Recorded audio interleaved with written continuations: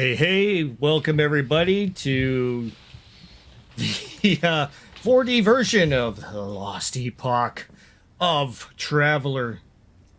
My guests today will be to my right. Will be Dracoman being played by Shauner, and we have Phil the Thrill playing Genie Fritz. Next will be underneath me here. We have Crispy, who's playing Anvar. And last but not least, we have Mr. Max playing Trent Dorsey. And we will start our roleplay now. Dracomon. So I'm board the large facilities ship in orbit above Cydonia City, Mars. I'm sitting in my usual side of the ship, staring out the window, reaching in my pockets, and I'm always leaving something behind on Mars, always. And numerous people around in the area going from shuttle to shuttle cart. One knocks on the window on their door, looking into the 4 seats where you are located. He knocks on, looks, sees Drac. Points. Me? I don't know what you're doing. Come inside. He opens up. Okay. An elderly gentleman. Hey, do you mind if I sit here for the passage of the time that we must take on to praxis? Go ahead. Thank you. He sits himself down. So, you leaving Mars, or you've been to Mars, or you just passing through? Curious. I come by every 4 Earth years. There was a funeral I had to attend. Oh, my condolences. And I'm needed back at the belt. Oh, Belter. Interesting. Yes, I'm going to practice this myself. Definitely. Looking forward to the trip. He pulls off his jacket, puts it onto the chair, goes ahead and gets himself all comfy, starts leaning back, and don't mind if I snooze off, do you? Not at all. Well, sweet dreams. And he goes ahead and lies back and seems to close his eyes. I continue looking out my little portal. I'm thinking what's going to be needed. What am I going to need to fix once I return? The clouds over Cydonia cloud the lights from the city. Overhead, the sound of overhead, the sound of a voice over the intercom. We are now proceeding. Please belt yourselves in. Get yourselves situated. We are blasting off, doing a boost in 5 minutes.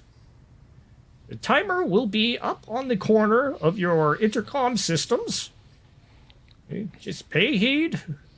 We will be arriving to Proxys system in 5 hours.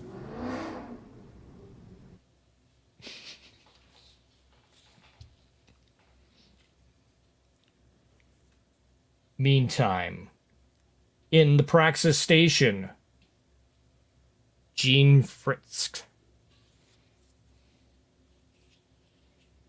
Have you, you got any of that any of that extra cream cheese on your bagel? I'm sitting on I'm sitting at a bagel shop uh, on in on one of the promenade rings in Praxis. Across from me is my longtime friend Irene. The bagel vendor goes ahead and makes sure all the condiments are put out. Clook, clook, clook, clook. She Oh, looks thank at you. you. So, why are we here? Bagels? Yeah, it's Tuesday. So, you're gonna have to Goodbye, love. show me a little bit more about your abilities. I'm curious, she says. What are you? I'm not showing you my abilities. What are you talking about? Come I got a on, bagel here. everybody knows about your. You're quite well known around here in our little circle, of course, she says. I mean, I can make a really good cabbage. Do you want to see my cabbages? Cabbages. No, no, no, no. We're talking about the contraband, of course. Yeah, I don't know what you're talking about. Lean back. She looks at you, kind of cross. Just looking at. I look out the Jeannie, one of the view portals, and just kind of nibbling on my bagel. Like she's A, blanked out of my police- existence. police presence in the promenade here moseys along, checking you out as they walk by. 2 officers. Wearing like a baggy shirt. I got like a couple of big, thick bracelets on. They're kind of jingle. And taking another nibble of the bagel, and I say, "What kind of vegetables do you like?" Broccoli, of course. Broccoli, huh? She goes, and I do like when you have the squeezed cheese on top. Definitely a must. Okay. Have that with a side of wine and some caviar as well. I like to watch the ships as they come up. It's one of the Various best spots on the whole station. various starships moving along, coming along to the docking facilities, making their way. The little clamps lead out, hitch onto the spacecraft, drawing it in. I look up and I just stand up with my bagel and walk off down the promenade. Jean, she I'm in my own world. I'm just walking. she sits flustered, wondering what to do. She grabs her stuff, goes, and heads on out. Trent. I'm sitting on the deck of the Praxis station. I'm on my computer, but reviewing some document on the tablet. The charge I just took, trying to figure out how to fix the security on this station. I turn to Communications officer turns to you and says, Trent, we have a signal coming through. I believe we have a ship coming in, Reptarian. Apparently some sort of high council member of some form plans on coming on board. Should we call the head commander of the station and let him know what's happening? This could be important. yes, and get a dispatchment of men ready to welcome those. Yes, sir. Yes, sir. He starts tapping in a bunch of things onto the interface. Bunch of little. Oh, an officer. It's Yes. Commander Dorsey.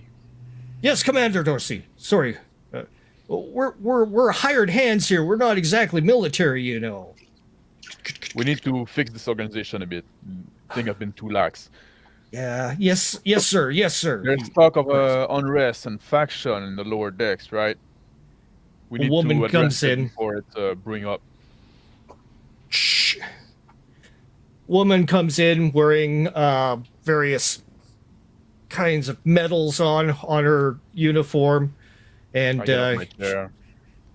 She moves in to check from her console. She is the her job is to coordinate the movement of craft around the station. She starts checking things out and makes sure all her notes and everything are correct. Ma'am, Oh, yes, Commander. everything is going smooth? Yes. I've got some issues there, sir. There happens to be a radio coming in of a ship, possibly some cultists, the Doomsday cultists. The ones that are called the Black Hole Sun. Yes. They are on the way from the shuttle from Mars. I'm just a little bit concerned about the security about this. We're gonna have to go ahead and ramp things up, she says. I'm glad we're on the same mind on that, ma'am. Like, this was one of my concerns since I took this post recently, as you know. I found... I know. How have you been adjusting? She says, as she turns. Work to you. is good. There's a lot to do. So I've been busy at work. I think we need to... There's a lot of ship coming in and out, and I think we need to establish a better control of who gets in and who gets out the station. Well, the previous commander ended up leaving it a little bit more like a civilian kind of thing, not so military directed, but I mean, I could totally understand where you're coming from, Trent. Commander Dorsey. So you want us to go ahead and crank up the military decorum a little bit there, Commander? We still want the place to be, I guess, welcoming for civilian. We don't want to lock down the whole place. But I think a good control of, making sure we establish protocol for... We can take this new transport as a test if we can whip out something quickly. Yes, Commander. Yeah. Contingent of men, 6, 8 squad. Yes, and we will sure to verify everybody's identity as they come out and where they plan on staying while on the station. Make Yes, sure they Commander. have adequate accommodation. She starts doing things on her little handheld, coordinating. Thank you, ma'am. All Thank you right. for your version. And we're supposed to have it looks like there's something that come on here, a dinner tonight. Something about a warlord. The Reptarians, are they coming on board once again? We have been advised that supposedly an ambassador or a diplomat from the Reptilian. That's probably what it is. Then she's looking through her notes. Yes, I've already asked for a contingent to be dispatched to welcome the ambassador. All right, I will make reservations at where? DeGenie's, Beglows. Beglos on fines. Beglows sounds good. She goes ahead and writes. I haven't had a chance to try out the different venue on the station yet. I've been mostly absorbed by work. All right, Commander. So I defer to your good judgment.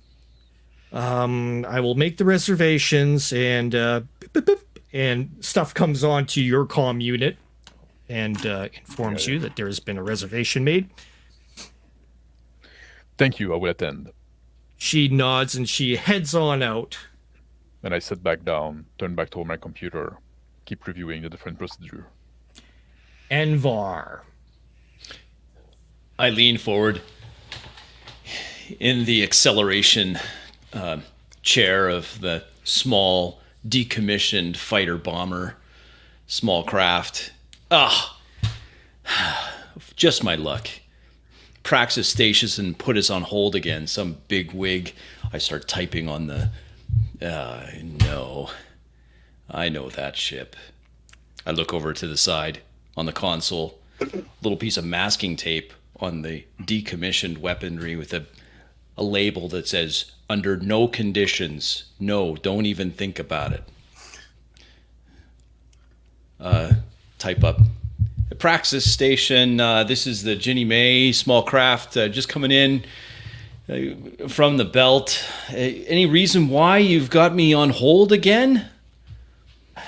First off, you need the registration of your fighter bomber to be reapplicated in triplicate. No, I've done this. I already sent that. I sent it. All right, look at. Can you? This is a Mr. small Atticus, craft. You know we have protocols that we have to follow around here. Listen. I know. I'm not trying to cause you any problems. I'm just saying I'm a small craft. I've had a long burn here from the belt. I can't just stay on station forever. Oh, Can you slot me in, please? All right. Hold on. I see a little on the idiot panel of my craft. There's a fault now. Oh man, come on, girl. Just hold it together a little bit. Hold it together. We're almost there. Okay, yeah. So sorry. Go ahead, Praxis. This is Ginny May. Please send your registration VIN numbers once again, please. Yep. Hold. I search in my pockets. Nope, not that one. Not that one. A clatter this one should to your be- left. What? Clang. Come on, hold it together. Okay, I pull out another registration. I blow on the contacts, stick it into the control. I think this one's clean. I send it over. Hold my breath. Confirms. Goodness. Thank you, Mr. Atticus. We will go ahead and send your licensing through right away. It will All right, take now- just a moment. You have telemetry for me? Yes. She's hung up already. Sending okay, yes, go ahead, send it. Everything's yep. Starts popping up. Console. I shunt it to my autopilot, grab my vac suit helmet beside me. I'm going to grab my mechanics kit and try to keep this girl in one piece as she flies in. It opens. Bay doors. With my mechanics tools in hand, I tether my vac suit to the latch point just outside the airlock. Go see what's come loose now in this old bird. Come on, Ginny May. You got it, little girl. The craft slowly makes its way closer and closer.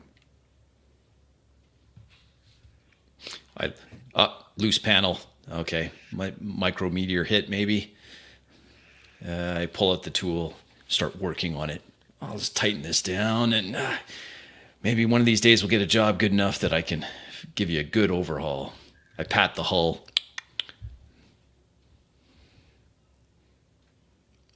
Drac. Relentless snoring going on beside you.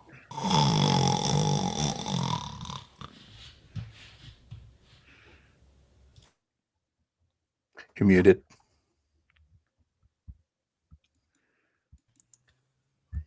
Cops and stuff out here. So I was asleep too. His snoring put me to sleep. So I guess we were both cutting logs.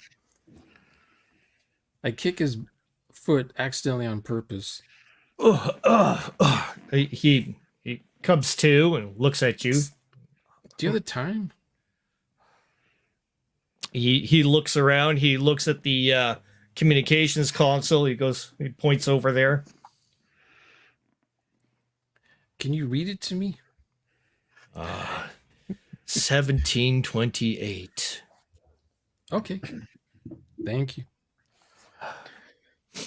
I don't have. I might look old. I'm not really that old, but what I have is what was that thing? Never mind. I'm not as old as I look. So How old are you then? Says your companion at the seat. 50. Accelerated. 50? Yeah. Accelerated decrepitude. That's what I was thinking. That's what I got. So, did we launch already? He gets himself up, goes over to the window, looking out at the dark blackness out there. Oh, no, Mars. We Mars must is have gone. taken off. He rubs his eyes. So have you've been at Praxis? What exactly is it like on that station? This is my first trip.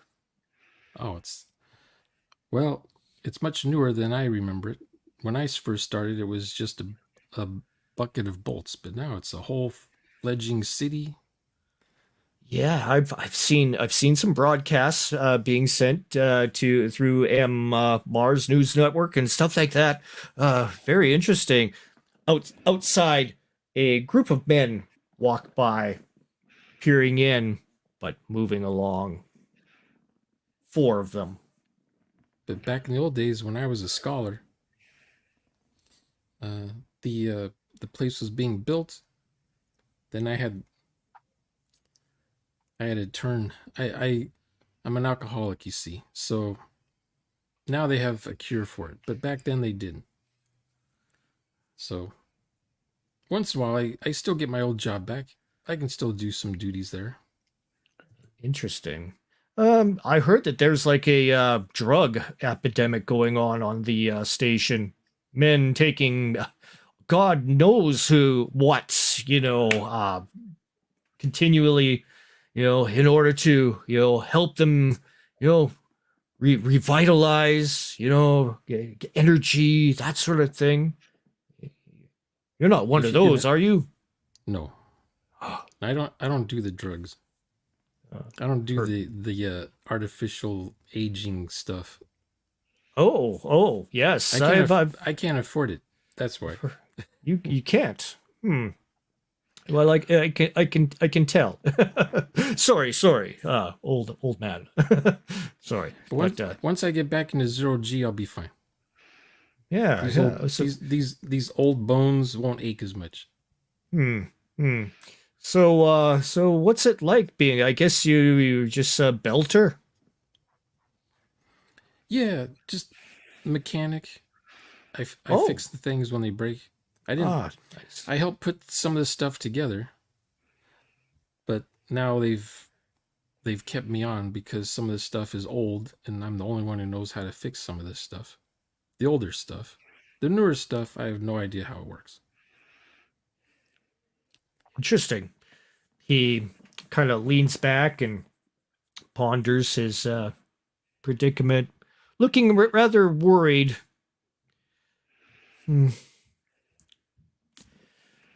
He fidgets a lot, kind of looking around.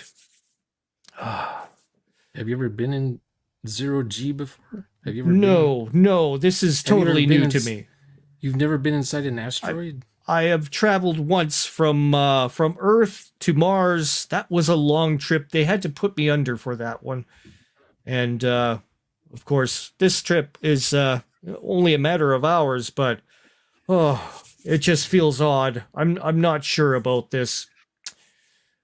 Maybe I need to get up and get some walk around or something. He gets himself up from the chair. Gets himself, puts his jacket on. Excuse me, dear friend. I will be back. He opens the door, kind of shuts it open. The squad's. Thank you for the conversation. I will be back. I'll be To Genie Fritz. Genie Fritz is. I'm walking down the through the entrance of the docking bay. Yep. Seeing a large number of mechanics, sort of what would be called Airedales, but we'll call them little technicians running around. And I wave over at one that I recognize. I got a pair of orange coveralls that are unzipped. They're kind of tied around my waist. So I walk over to them. I start zipping it up to look like I'm one of them. Yeah. And I say, "Hey, Joseph, Hey, what's up? hey, I brought you a bagel." I hand him a half-eaten bagel, Wicked, thank you. cream cheese on it. He's throws Yeah, no problem. What's throws mine is his- yours, buddy. I give him a hug. so. Thanks, man. Jeannie, that's awesome. He Great to looks see you, around man. kind of awkwardly as you hug him. Pull a carrot out of one of the pockets, start nibbling on it, and I say, "I was talking to Irene. Oh yeah, she's weird. Yeah, she's asking. She said, why would someone ask questions they already know the answer to? That's weird." You know, she's. I don't know. Maybe we should do a deep check on her. Make sure that she's not like a fed or something like that. Oh, I don't know about any of that, but I sure wouldn't. I sure don't like repeating myself. It's like, you know, we've been sending out the product lately, and you know we've been getting back a good return. Hey, I'll talk to you later. You look into that thing for me, though. The thing. Yeah, Irene. Oh, I just kinda walk past him, Well, nibbling on my carrot, walking around. I walk over to one of the small craft, and I say, "Hey, you need a hand there, Anthony?" Anthony Grab a rolls spanner. himself from underneath and takes a look. Oh, it's you. No. Everything's okay, he says. Just coffee. He points to the coffee over beside you on the bench. Grab it, sit it down next to him. Thank you, Jeannie. Grabs it. Just kind of, I'm just eating on my carrot and He spits. He serving realizes that there's pops it open. It's cold. Clamps it back. Here, give it to me. I'll get you a new one. Thanks, Jeannie. He goes ahead and rolls himself back under. Starts doing tinkering. Walk over to the coffee machine. Walk next to me is the chief of the flight deck. And I say, "Hey, chief, how you doing?" What's up, Jeannie? Get, He's doing checklists. He's maintenance pour done? me one too, please. Yeah, sure. I'm getting. Pour It was pour what are 2 you cups of up to coffee. today? I say, just looking around. I feel like got some people coming in. I'm curious to see what they look like.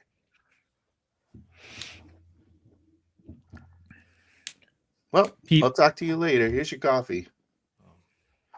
Thanks. He goes ahead and starts. Oh, speaking hey, a bit. that reminds me. Do you have like the docking schedule? Oh yeah. Here, let me transfer it onto your pad. You got your pad? Yeah. Yeah. He basically I have to, like, gestures pull out with my it. He starts coveralls to get into the pocket. Oh, yeah. starts So, like, in my pocket. flinging.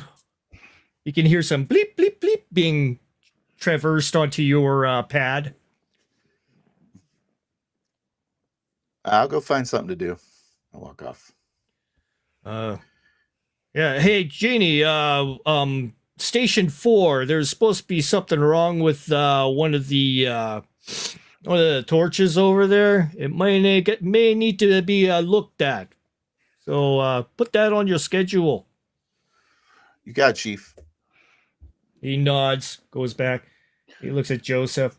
What are you doing? Get back to work. Put the coffee down next to Joseph and walk over to section 4. I'm gonna work on the torch or check on the torch. Over to Trent in the command center. I'm in my little office in the side of the command center, and I press on my intercom, and I say, Officer Cover and Officer Oz, can you come please join me in my office? See confirmations. The I'm two just men waiting there. arrive. Please sit down. I have some assignment for you. They sit down, looking rather worried. Officer Cover, in a couple of hours, there's going to be a transport that is going to come in the station. We had some hearing that some cultists could be on it. Which ones? Are these the relatives or more of those doomsayers? Black Hole Sun? They should be more of the Black Hole Sun type. Oh, jeez. But no cultist activity is good. So let's not worry too much about that for now. I want to make of this transport a pilot for new procedure that we have. We have a few hours ahead of us. I want you to find a disk that we can install so we can control who come out of this public transportation, right? I want Yes, to have sir. their identity. I want to have where they plan on staying on the station during their stay, for how long they plan on staying, the purpose of their trip. I have also some scanner so we can look in bag for any suspicious, the usual, you know what I'm talking about. Yes, Commander. Yes. And get to it, take the mens you need. Once the transport arrive, I'll join you there to oversee the operation myself. Yes, sir. Thank you. And, Officer Usk, yes. I'd like to have a report on what we know of cult activity on the station. May it be Black Hole Sun, may it be the relative. I want to get a list of the suspect that we have, the people that are affiliated with it. And also, Yes. It's something like I want fairly soon. It's not something that I need today. It's something I want to work on. We need to clean up the operation. Another thing I'd like you to work on, maybe put that on a higher priority even. Drug trafficking and use on the station. This is also something we need to control a bit, especially amongst the staff. Totally understand, says The Oscar. civilian, the belter, and stuff like that. Maybe we can be a little more lax for now. But people among the staff, they need to be to be sharp. All right, Commander. Sounds, Another thing, sounds like Yes, sir. We also need. I see some report of like ship coming in derelict state.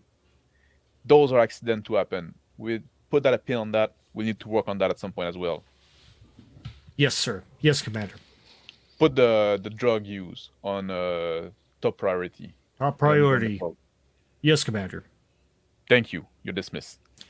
They get up and go ahead and move out of the of your office. And I go back to reading some report. Back outside the station in Ambar's fighter bomber. I hesitate. Satisfied with my repair job, as it is, I hesitate in front of the airlock of the small craft, just for a moment. My eyes turn to the 1940s style pin-up artwork on the nose of the ship. I magnetize the mechanical tools I was using and stick them to the hull. And instead of going in the ship, I turn around. Crawling hand over hand, using handholds as I know them well, I go to the decommissioned bomb bay of this fighter bomber and I tap a little bit on a panel that loosens just enough that I can fit my gloved vac suit hand, and I type a few codes, and the bomb bay door slide open. I peer inside. Lights from my vac suit helmet playing over the interior. Some containers with reptoid language on them. All right. Looks like The product is ready for delivery. I look over to the side, a longer container, more like a torpedo shape. And the stupid passenger. Man, should never take passengers. Stupid cultist. I hit the Bombay doors to the close. They slide shut. Man, idiot. I should know better. Stupid Cornell. His dumb cause. I'm talking to myself. I make my way back into the airlock and into the ship. Pressurize, of course, before taking off my vac suit. Well, looks like we're almost ready to dock. Not a moment too soon. The ship approaches ever so closely towards the docking bay doors. It's like a membrane in front of it of electric static force. Oh, I hate this part. I hold the armrests of my acceleration chair. So expect a little bit of a jolt. The air vibrates as it comes through the cockpit. Again, I hold my breath. Let's hope that I paid enough for this berth. Where is that guy? The bay below you open and ready to accept the vehicle, your fighter bomber. Within, there's a clamp system up above in front of you and from below, ready to receive your craft. Robotic arms coming out to grab. Clamp. Starts clamping onto your ship. Starts drawing you in. I key the hail button on my console. Praxis Station, this is Ginny May, requesting transfer over of power. Like to start using your guys' stuff if you don't mind. No problem, Commander Anvar. We will have that transferred to you at a moment's notice. I wouldn't mind talking to one of your maintenance crews. Just a loose panel. I've got a friend in the crew, if you don't mind. Goes by Ginny? Jeannie, that's it. Yeah, Jeannie. Good friend of mine. I know him well, including his first name. Please let him know I've arrived. Will do. I lean back. Big sigh. Almost done. Back to Dracolmon. I get up out of my chair. I'm a bit antsy. And I open the door and I step out into the hallway. Just See a group of men down the hallway from you, talking amongst each other in secret whispers to each other. One of them turns and sees you, and they start to disperse. Yeah, I just walk past them. I'm looking around the ship. I'm just curious. I'm sightseeing, as it were. You see other small cubicles along the way with doorways, other passengers inside in their 4-person carriage areas, relaxing. One of the girls, some old lady, she looks up at me. And I kind of smile at her. I say, I'm just exercising, getting some exercise here. I helped put together the grab plates on this ship, you know. She looks at you. Oh, really? Roll your What? roll your Soch. Okay. Let's see here. My Soch. Of course, it would have to be Soch.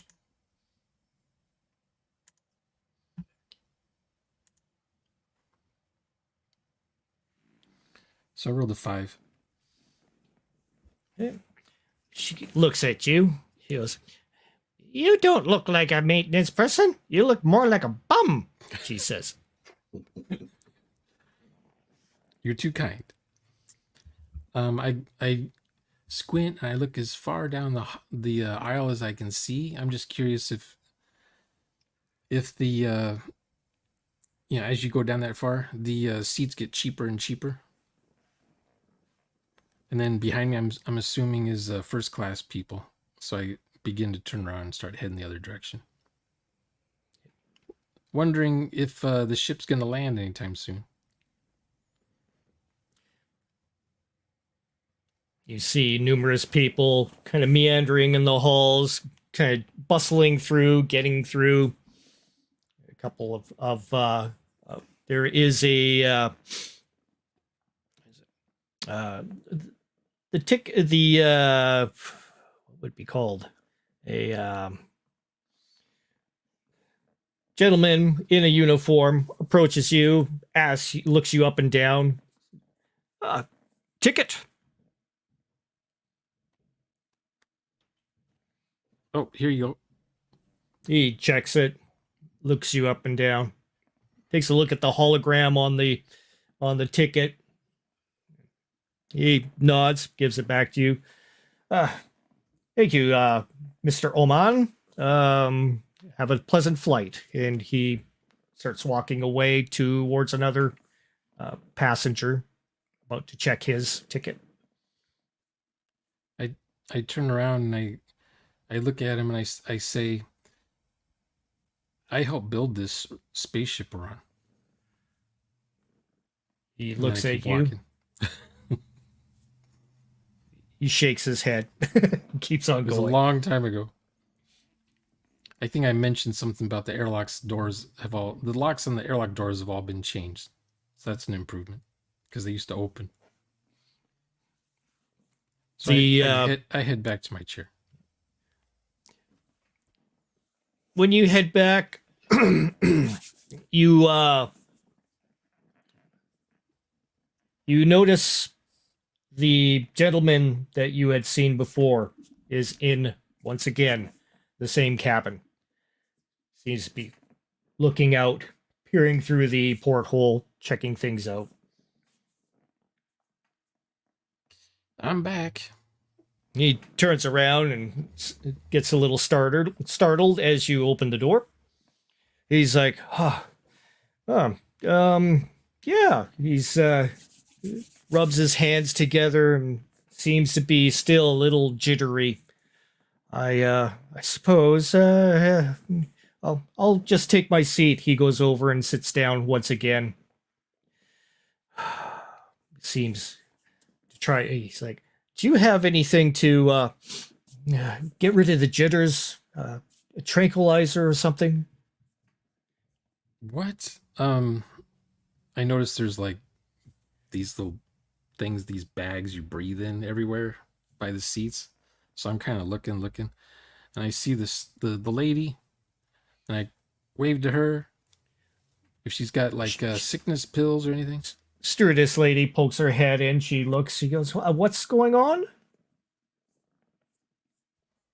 My friend here, he needs something to calm down the jitters. He's got the jitters, you see. Checks him out. She starts putting her hand underneath his chin and starts checking him out.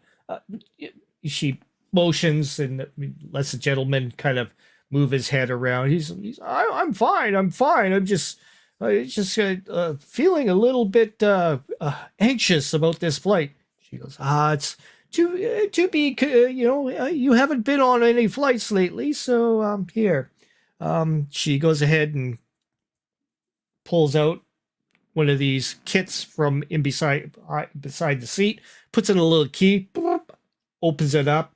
She goes, take one of these. She hands him a pill, and she takes the little dispensary cup, sticks it underneath part of the door where there's a water outlet, gives him a cup of water, and he takes it, sips back. I say to the guy, I helped design this ship. It's safe. I don't need to take pills. I don't get the jitters on my own ships. Well, it must be nice, but I've, I don't travel well, he says. He just shakes his head and tries to think about something. She goes, just lay back, go to sleep. You'll be all right. We should be arriving in not even 2 hours. Should be a good little rest. I was born in space, you see. So this is normal. She goes, really? What are you? Are you from Praxis or are you from the Mars? I'm from the belt. Oh, I grew Well. up there, you see. I see. I'm heading back to practice. Praxis. Praxis. Ah, she Praxis? goes, Yeah. I've only been to Praxis just to drop people off, and yeah, my home is in Mars. Home sweet home. She goes, are you doing okay there, sir? Are you all right yourself? Oh, yeah. Do you know when we'll be arriving at Praxis? Couple of hours. Should be there soon. Okie doke. She I'll find some way to entertain myself. Very well. Have a good trip there, sir. She goes ahead and starts jostling around, brings down a blanket from one of the upper shelves, puts it over the other old guy. There you go, sir. Would you like a blanket as well? She No, I'm asks. good. I'm good. She nods and then heads on out. Genie, you hear him Fiddling. come I'm up fiddling on your wrist communicator. You see a message. Bay 7. Don't even look at it. Just like fiddling with this torch, and I walk over to the entrance, the outside entrance into the docking bay, and watch this bomber jet like fly in. And I say, Joseph. And I just like look at him. He slides out from underneath the remains of a engine. He's what? This one needs immediate attention. He gets himself up and goes ahead and grabs a rag, starts wiping off his hands with all the grease. It's crazy how much just a little bit of grime will mess up these torches. So who's the fly boy coming in? He kind of looks over at the fighter bomber. I say, let me check. Look at the pad. It says looks like some guy named Atticus. Oh, Atticus. Him. Yeah. He's all right. He goes ahead and grabs his toolbox and everything. Is he a friend of yours? Sorting through. No, I thought he was a friend of yours. Oh. Well, you know me, everybody's my friend. Yeah, I mean, some of us seem forgettable, right? He starts adjusting his tools, cleaning his spanner. Like, We should never forget. Holy crumb. Here it comes. Here he comes. Here it comes. He gets himself set and ready. He kind of moves over to the side over by the engine. Wow. This guy must be good. I can't believe it still works. The automatic arms grip onto the ship coming in and starts like dragging it into the bay area. Stroll over there behind Joseph. Large mechanical arms come down and start bringing down the ship into position for a landing. You feel the ground vibrate as soon as the clamps hit. Chunk, chunk. I give a big wave like this to the pilot. and walk over and cross my arms and watch him. Wait for him to do what he's gonna do. The landing procedure complete indicates on your console. I start plugging in things to give him shit power. Over to Trent. I take my communication device in my office, and I call the secretary of the commander of the station. It's ringing. You see the commander turn around. Yes, sir. Yes, can I have an audience with you? I'd like to discuss some point of procedure. Okay, Trent, I only got a few minutes, though. Do you want to do this over the intercom, or do you want to do this in person? I can come over if you don't mind. All right, meet me over at the office. It won't take long at all. Yes, sir. I'm on my way.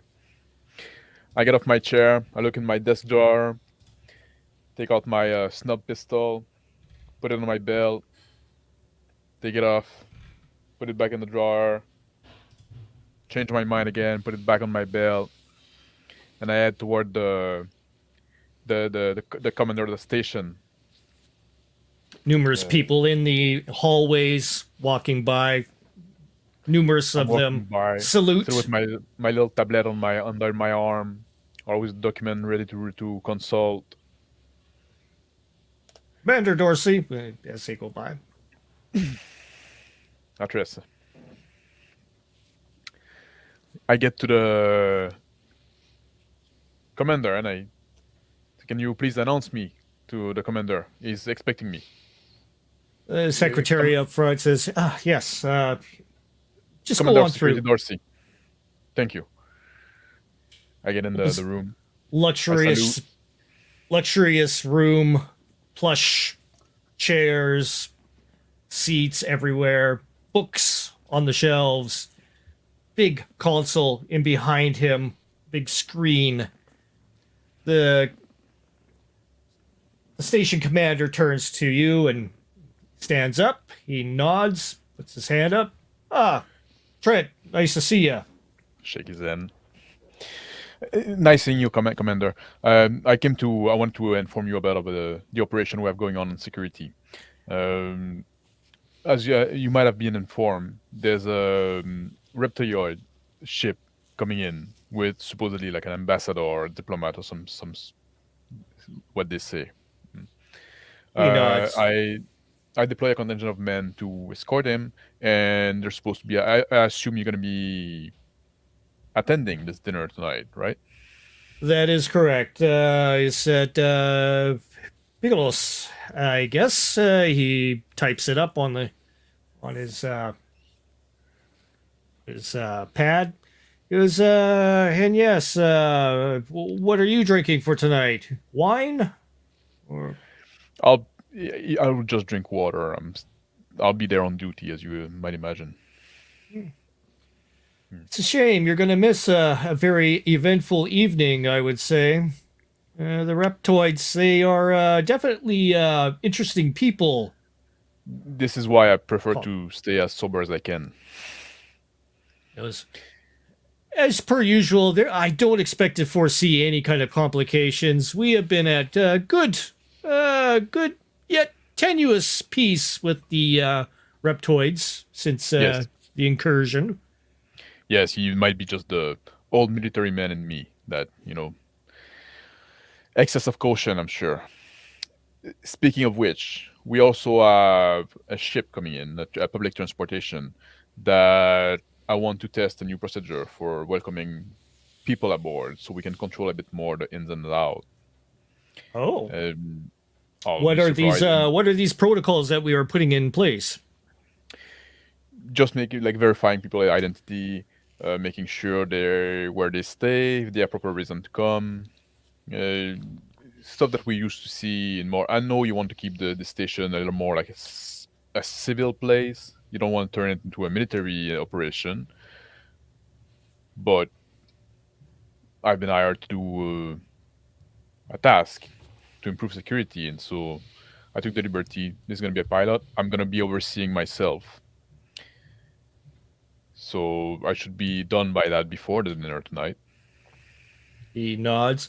He says, everything should be okay there, Commander Dorsey. It should be running smoothly. The only problem I ever foresee, and when it comes to the reptilioids, we do not have simians on the ship or anywhere close to the reptilioids. Are we clear? Are we clear about that? That's the only sir. problem I could ever foresee here. So as long as you have the simians on their own area, I know we don't have very many on the ship. There's perhaps a dozen, but you know what's going on Earth. We don't want any of that spilling out onto our own territory. Would you like me to dispatch some men to make sure that to control the what section part of the ship for the simian and for the reptile? Right. Good. At least we are both on the same page about that. All right. I guess I better get myself all ready and gussed up for this occasion. That ship should be arriving within the half hour. Yes, I'll order my men to section the part of the ship, and I'll head right to the docking bay where we expect this ship. He looks at you. He goes, well, looks like Jensen's recommendations have been very, very, very fortunate. I'm glad he recommended you for this job. Anything else there, Commander Dorsey? No, I'll take my leave and I'll see you later on tonight.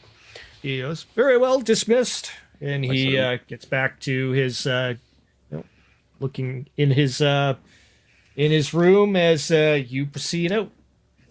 Yeah, and as I take out, I take my communication device, and I think it for a moment, and then I call in the security post. Waiting for an answer. Hello, this is Commander Dorsey. You have Craigson here? Yeah, Cranks. I need. Could you dispatch? I'm heading toward the docking bay to oversee the operation for this transport coming in.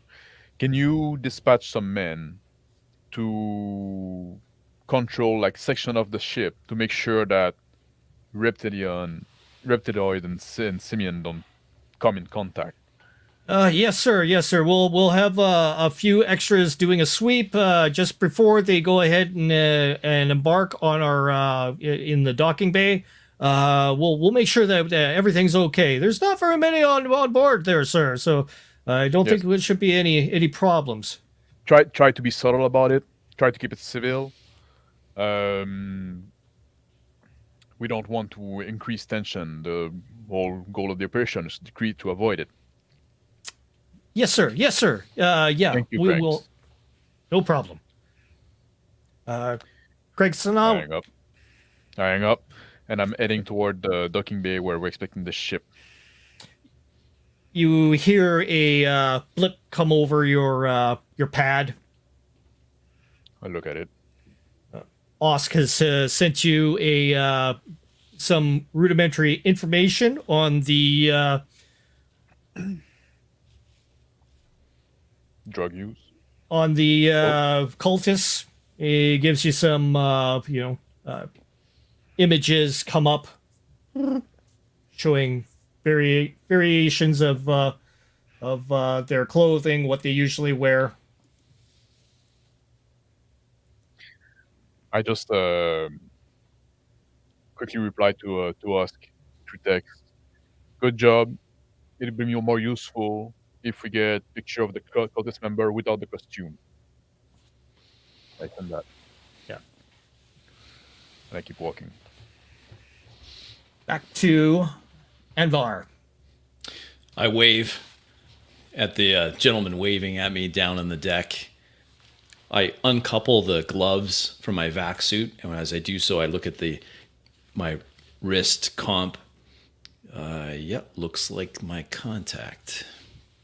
Toss the gloves back into the cockpit, and then climb down the extendable ladder to the deck below. Hi, Jeannie. I'm Anvar. Joseph. I'm plugging in the power cord. I stand up and I say, Anvar, it's good to meet you. Finally. How you doing? I'm sorry I offend. I haven't seen a refresher, and well, I hesitate to tell you how long it's been since I've had a good shower. But this fresh air, boy, it's nice in here. This is great. I extend my hand out. I shake his hand. I say, how long are you staying? And and my mind kind of opens up, and I attempt to reach into his mind to read his thoughts.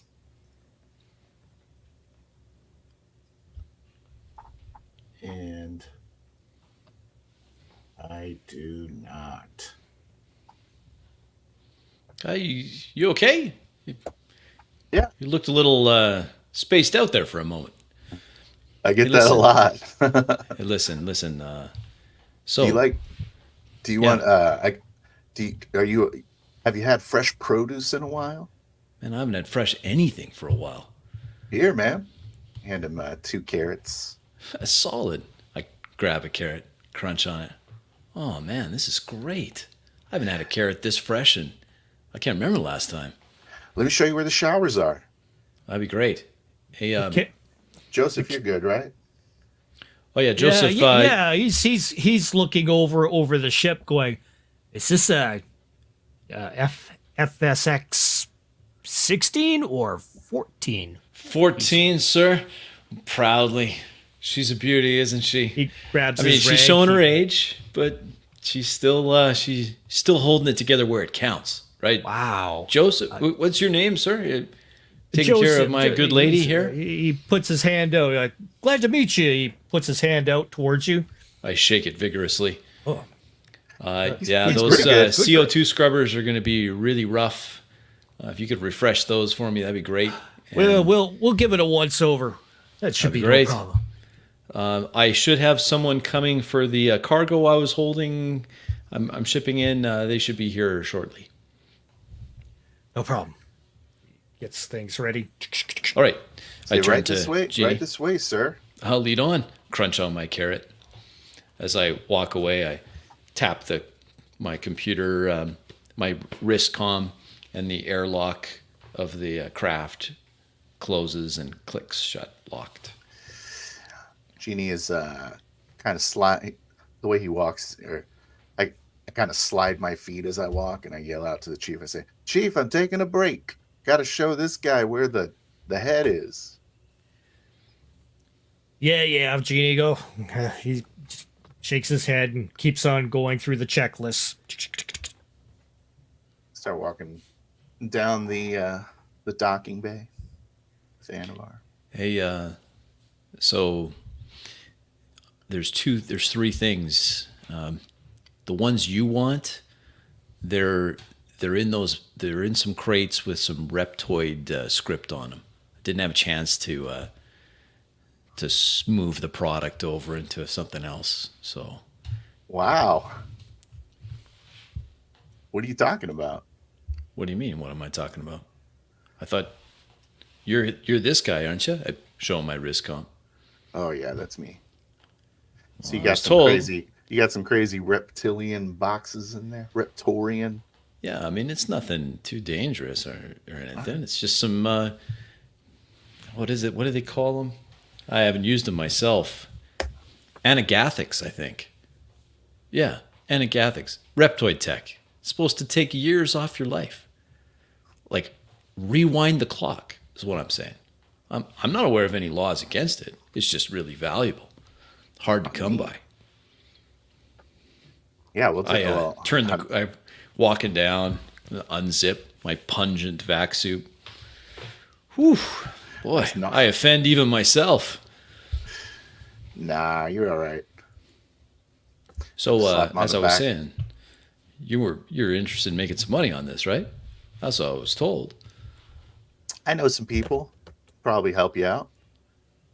Well, I'm not sure why they gave me your name, but that's what I Well, got. trust me, I'll get you in contact with the right guy. Hey, I put my hand on his shoulder. You all right, kid? You all right? Thanks. You said Anvar? Yeah, Anvar, Thanks, Atticos. man. You're all right too. Well, for an old guy, right? You're still my brother. That's Walking right. down to the... Got a lot of brothers on here. No kidding. Sisters. Yeah.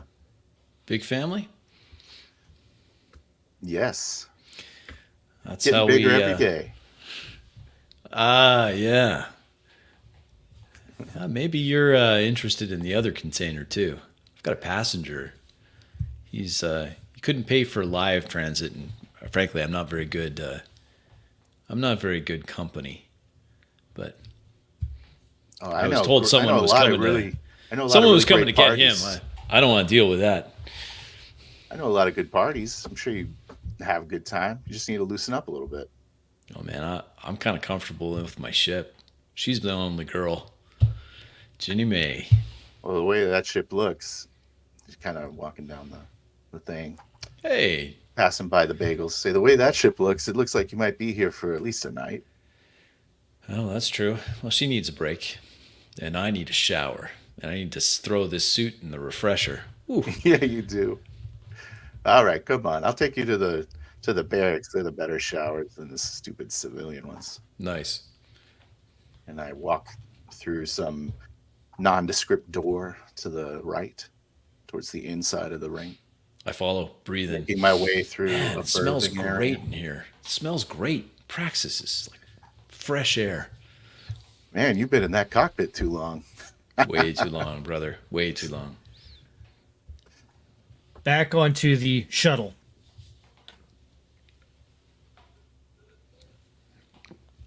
Well, I'm anxious. I want to get off this ship. I want to get back to my belt. I want to get back to my home. This is what I'm thinking. Your man beside you.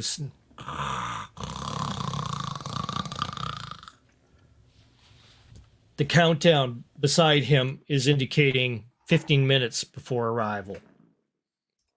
Finally. I'm kind of squinting off of his sunglasses at this timer that I can't see, and I'm kind of reading it backwards. 15 minutes. Yeah. Here, over the intercom. Our passengers, please get yourselves ready. We are now getting ready for the embarkation onto bay number 9. We will be proceeding to docking bay, and prepare to get yourselves ready for a very excellent time at Praxis. Praxis Station. That's where you get your bagels.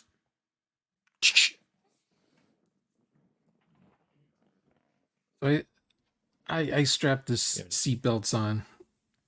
Gentleman beside you kind of rubs his eyes, rubs his face.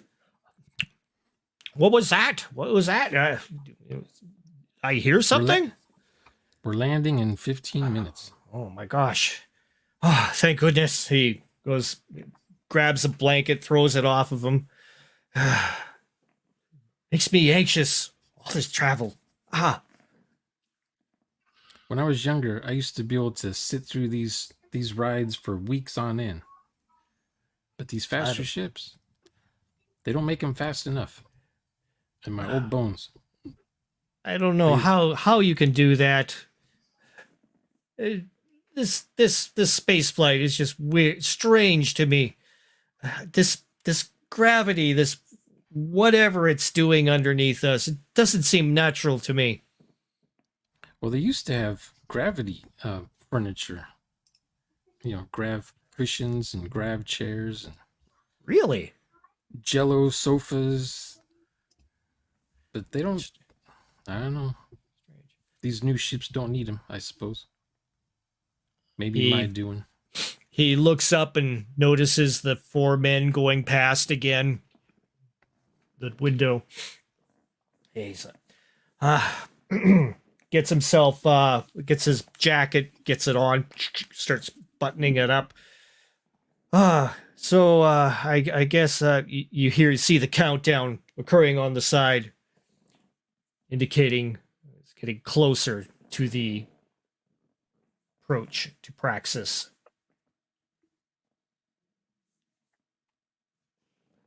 Please get yourselves ready.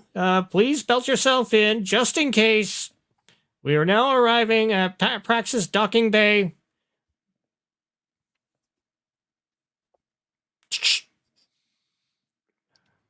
I look out the window to see if I can see anything, or if I can even tell if the ship's turning or changing direction, or slowing down or speeding up. Or... The stars move along on the side,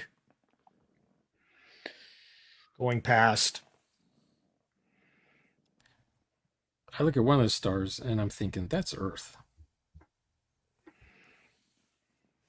The old man sitting there pondering, gets himself up and takes in a deep breath, says, well, I guess it's almost time to disembark.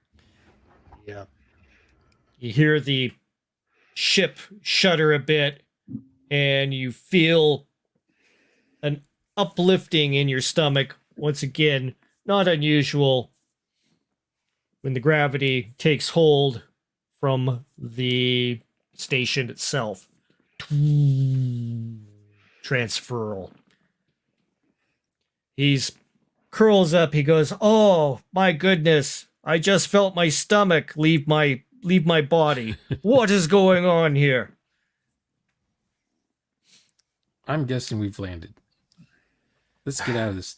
Let's get out of this this tin can. I couldn't agree with you more, my friend. He stands up once again and gets himself out through the door, heads out into the hallway. Who do you think those guys were that kept walking past us all the time? He shrugs. People, just other passengers. Maybe they're, I don't know, maintenance. Did you have any baggage or anything? I didn't bring any. It's just me and my ticket. Yes, I have baggage. He says, I'm going to have to go ahead and into the back area here and the lower class and go ahead and collect it along the way. Well, it's been a slice. He puts his hand out towards you, Mr. Ullman. Very nice to meet you. I'm Joshua, and hope to meet you again. And maybe I'll see you. Maybe I'll see you around on the space city.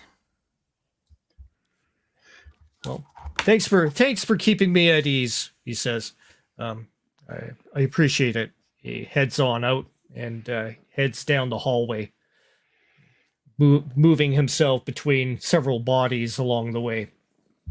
Yeah, I start heading towards the exit. At the... Gonna go to Trent. Yeah, I'm there by the transport come in, and I take my communicator, and I put the frequency of the ship that they gave us for the communication, and I say, Captain of the shuttle, this is Security Commander Dorsey of the Praxis Station. We would like you to ask people to disembark in an orderly manner. There's going to be a control of identity as you board the station. It's new protocol, nothing to worry about, but we need the cooperation of everybody. Alrighty, you hear a call back. Put my communicator back, and I turn toward Corver. I say, "Good job, Corver, setting that up. So you know the procedure. I know in theory, maybe you haven't practiced yet. It's very simple. Control identity of everybody that comes out. If there seems to be some discrepancy, and you ask why they're here, how long, the purpose of their where they're staying, if they seem nervous, if there's stuff that seem to be discordant between what you see on their paper and what they look like, what they tell you. Send them to one of those booths there, and then we'll ask a little more. He nods. Hey, you, private, over there, and corporal over there, and the two gentlemen go ahead and grab the encasement that comes over across to the front of the shuttle doors, where it has a unit that scans as people come through. They set it up. I'm staying around for that. If there's any irregularity, I'll come and supervise what's happening. Osk turn on the to, other side presses a button. It lights up. I turn to an officer behind me, and I said, "Jensen, can you get me a coffee, please?" Yes, sir. Heads on over to the little station over to the side. It's plugging in some credits. Starts making coffee. All right, we're ready to have this transport disembark. Cover looks to you and he nods. The doors to the shuttle open, and the passengers start around. disembarking. I'm pacing around, keeping an eye for anybody like suspicious. As people are coming out, you hear the you hear the a scanner shout out, "Wee woo!" And Osk moves in with one of the privates, and they start checking out, looking through bags and stuff, and they let him through. He waves it off. He says, "It's all good, all good." Brings him on through. I look at the man that just got stopped and I said, "Welcome to Praxis. Enjoy your stay." Oh, thank you, thank you. It's up, walking past you. More come through. No, there are no incidents as it occurs. You see a rather old man start moseying along. Drac. I say to the young man, I look at his badge. Dorsey, I helped design the airlocks on this ship. Oh, did you And I now, know- my old man? Yeah. Back in the day when they built Praxis. I extend my hand as a sign to for him to give me his piece of ID. Oh. I'm sure I'm in the system. I'm in the system somewhere. Well, we need to verify, sir. It's a new procedure. I'm sorry. I assume you've my been name- there before since you designed the. Oh yeah. I work here. I used to work here.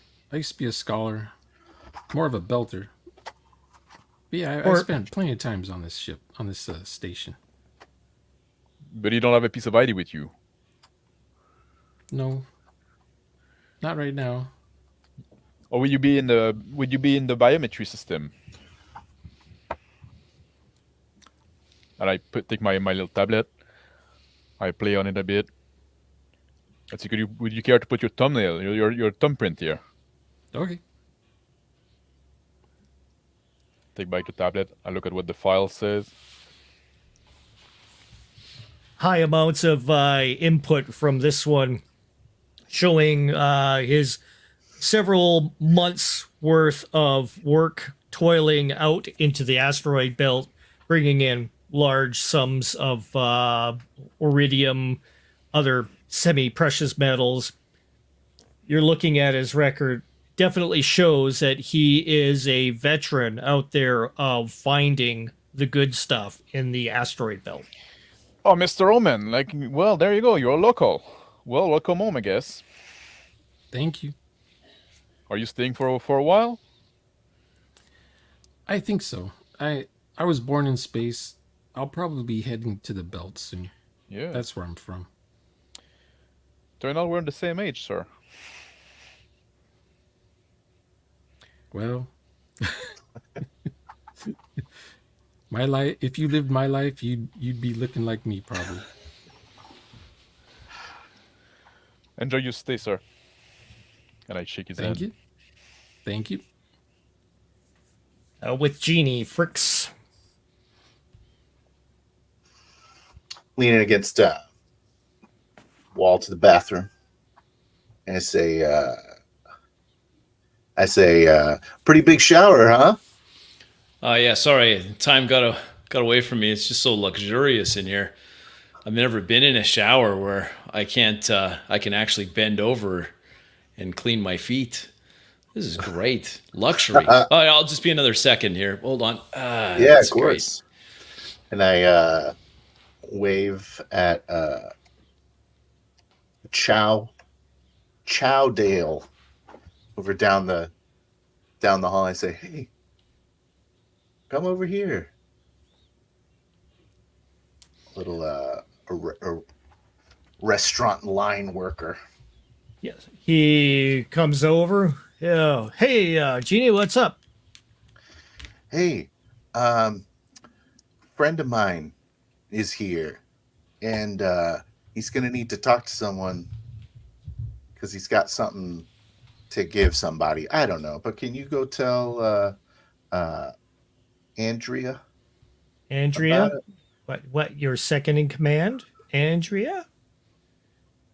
What? No, one of my friends. She's one of your You know friends? who I'm talking about, Oh, Andrea. okay. Andrea. Yeah.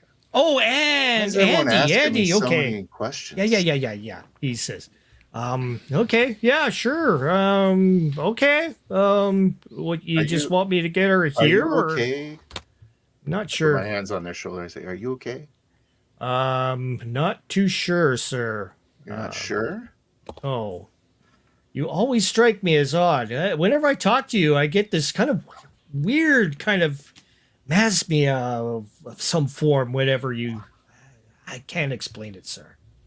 Okay. Tell Andy that Anvar's here. Okay, Can you okay. handle that, friend? Yes, I can do that. We'll have that right away. Beep, boop, beep, Fine. beep. Thank you. I take the small dental bot out of my mouth and put it back in the sanitizer. Run my tongue over the smooth teeth. Oh man, I should make stops here more often. Pull on the cleaned suit, and then take a moment to message on my wrist comm. Yeah, all right, and translate to Reptoid and send. I open the door. Ah, thanks. I feel so much better. I told you, these showers, Oh, it's, they really it's take care of luxurious. they really take care of the official staff here. Well, I really appreciate the help, Jeannie. I'm going to head back to the ship. I've got a little bit of cleaning, housekeeping to do.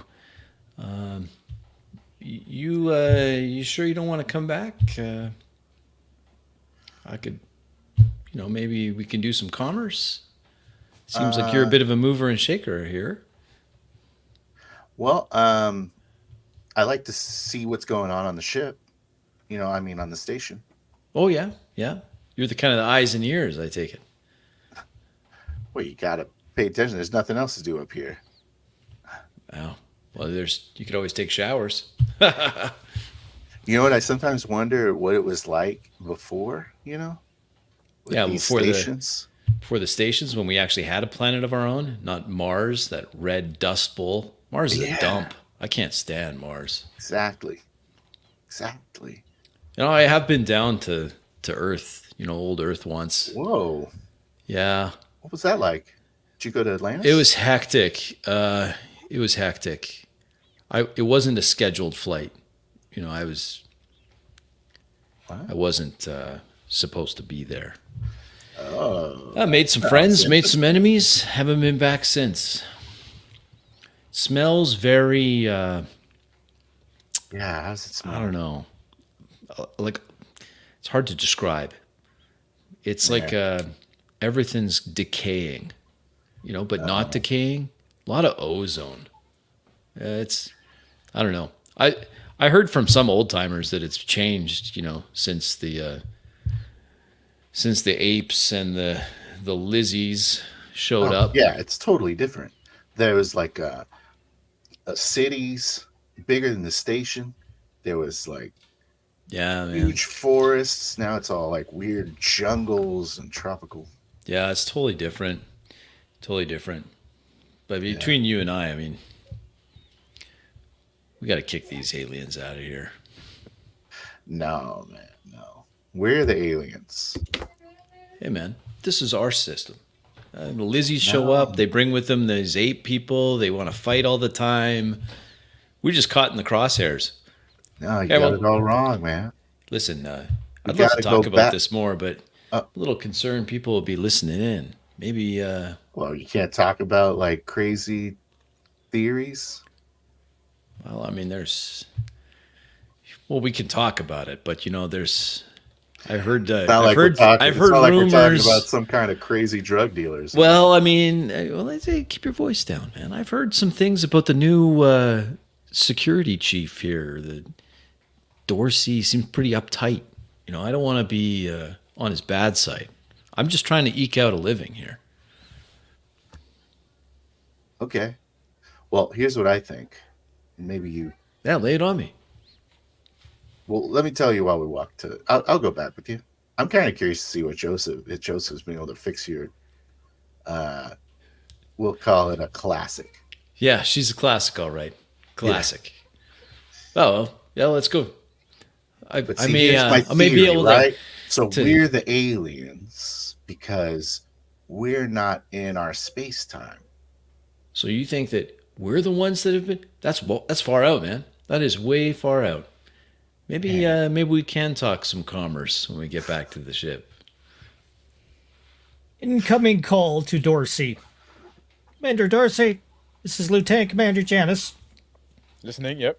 We have something up on the scope, something in the far distant. The sensors are just starting to read it. It's strange. It's like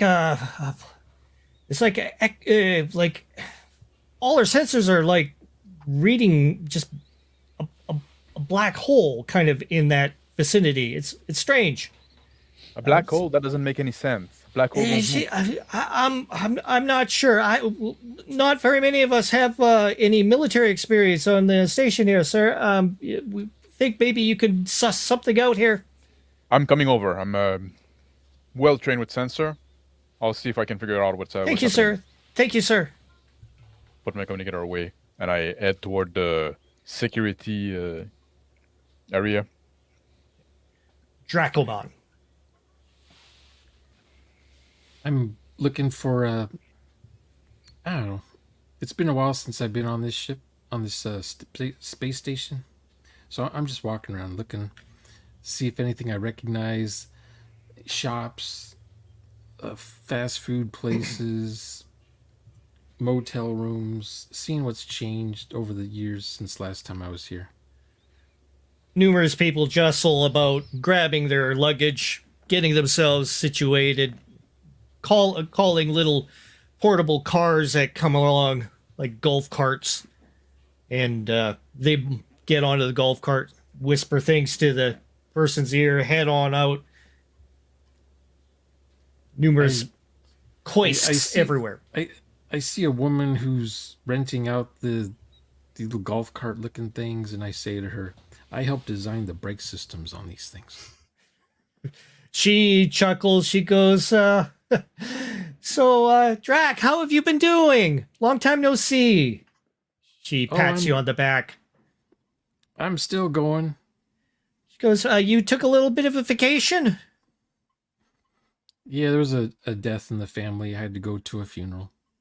Oh, where'd you go? Mars? Or did you actually visit Earth? No, nope. I just got back from Mars. Oh, okay. Little ceremony thing there. Sorry to hear about that. Condolences. I never been to Earth, actually. No? No, one day I think about going there. But then I hear about all the crazy atmospheres and the atmospheric hurricanes and the atmospheric this and atmospheric that. Yeah. she shakes her head at when you talk to her like that. She goes, "Look, I had a friend who actually went down onto into Atlantis, and he says it's quite a setup they have down there. He says all the higher ups go to Atlantis. You know, I don't know. Atlantis sounds like too much gravity for me to be walking on. She goes, well, they say it only takes a few days to go ahead and, get your head over it. You know, it's just like riding a bike once you get to, those 1G gravity. Yeah. It's not too bad. She goes, it's about maybe double of what we have here. And the sun, it's so bright over there. She goes, well, from what he said, there's a lot of cloud cover in that area. She says the fighting and all that stuff and the jungles and that's elsewhere. You don't even have to worry about it. You should really consider going down there one time. It might be a place to get yourself a little bit of sun there, Drac. You know what? You've talked me into getting a ticket. That's where I'm going to go next. Okay. But in the meantime, you better get yourself, back to your hovel there, and I'm pretty sure. But first, I want to check on some friends. I want to get something to eat, and then hey, you want one of these babies? This is a sport model now. We started getting these. They started sending them from Mars. Oh no, I'll walk. I'm good. I'm just gonna walk. Okay. I've been sitting on that ship on my way over here for seems like a week now. Oh, I could imagine. Well, hon, just, take it easy. Hey, how about we do coffee later? She's Sure. all righty. I'll talk to you later, Drac. Enjoy your walk. See you later. The four men that were on board the shuttle move themselves along, and without any luggage, continue on the promenade. They take a left into a shadowy area of one of the lingering alleyways of the space station.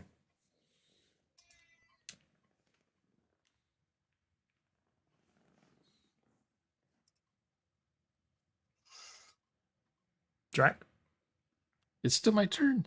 My turn's over. Okay. To Genie Fricks. I'm walking down the hallway or down the promenade towards the docking area. I say, and so that's why we got to figure out this, this time tech that they were using so that we can go back. You understand? Yeah, I think I follow you. Yeah. It's our generation's job. I It's a check my task that's wrist been com laid again. at the feet of our generation. Yeah, I think I Got it. think I understand where you're going with this. I keep looking at it.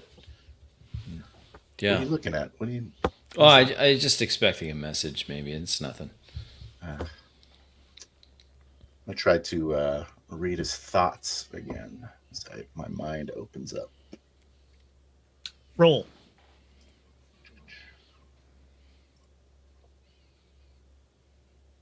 And I do. I If I can read it, my mind reaches out and begins to sift through his surface thoughts in a difficult way, though. Not I, thoroughly. I'm increasingly worried about the sanity of this young man, Genie Fricks, and his wackadoo theories of time travel and yada yada yada.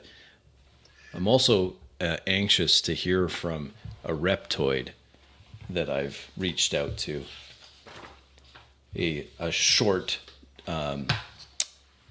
range communication. Someone on the station that I sent a text to. So where is that guy? Say, anyways, keep walking. Well, looks like your colleague has done a great job. Look at her. She looks great. She doesn't look any different, but she looks great to me.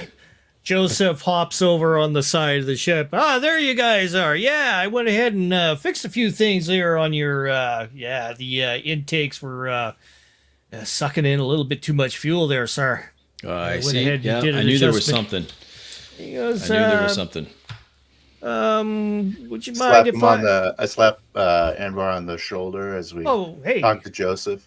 I say, "Hey, Joseph, you met What's up? you met cousin Anvar already. Cousin being code for not to be trusted. Yeah. What? What's up? Oh, you did meet him. Okay. How's the ship looking? Ship's looking good. Well, it's a wreck, but hey, it's that looking at the engines here, they're pretty peak technology for a few years back. That's for sure. Is it? There's not much parts around here for this old sweet honey here. Yeah. I remember my hands over. Say, what the hell's going on over there? They got the security out, huh? Oh yeah. They came sweeping on through. Laszlo, the simian, the little simian guy that comes in, brings in the donuts every once in a while.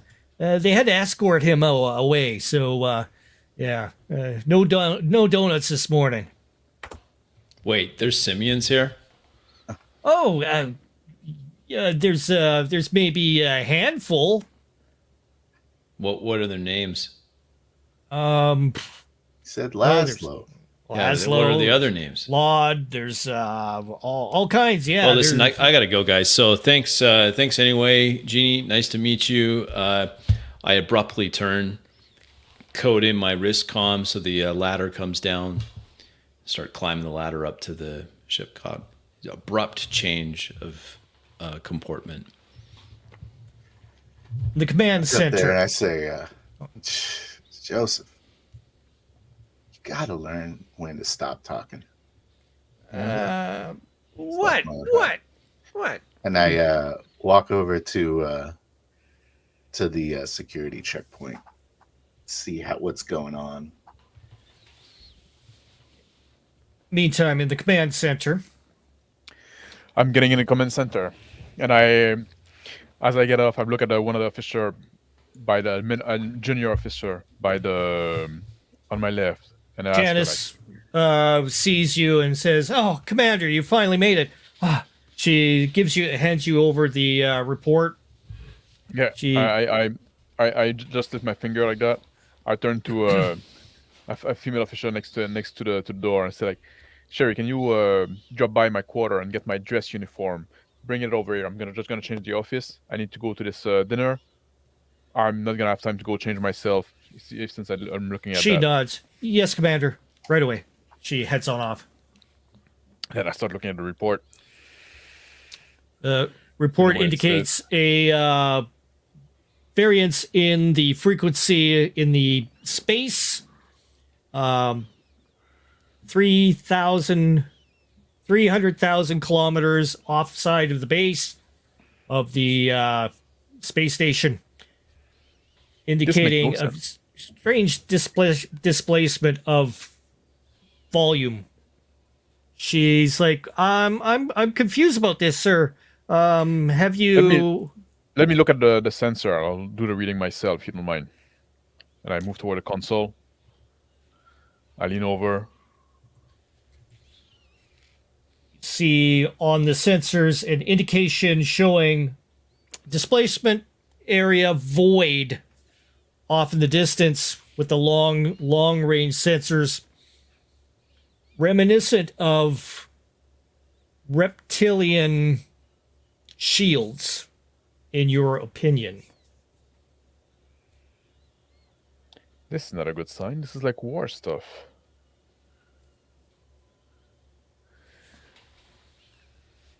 What's happening to...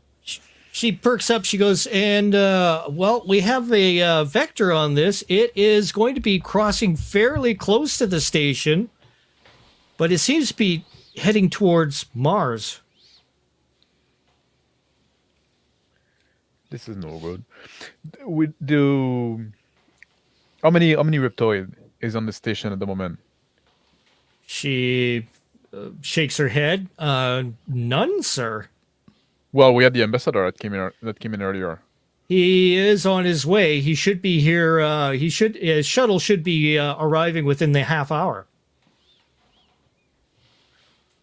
Yeah. Because this is military stuff. This is not a good sign. She has a concerned look on her face. So what we got nothing that will go ahead and actually catch that thing, whatever it is out there. I have a peculiar question to ask. I don't know if you do. We have any psi capable personnel in the security force? She shakes her head. There's the psionics, the psis, whatever you call them. They haven't been around in such a long time. They practically gone underground and disappeared ever since President Wilson went ahead and declared that they were not to be trusted anymore. Well, we always kept some in the military nonetheless. I was hoping that some could have made their way here. I guess maybe they do, but they don't announce it too clearly, right? Yeah. That could have been came in handy. So, Commander, what should we do about this? Should we send a message to Mars, the Sidonian city? What should we do? Yes, definitely send a message to a Sidonian city. Tell them that we interrupted a mass disruption that could be indicative of a Reptoid war shield. Okay. She starts typing stuff out. Tick, tick, tick, tick, tick, tick, tick. Yes.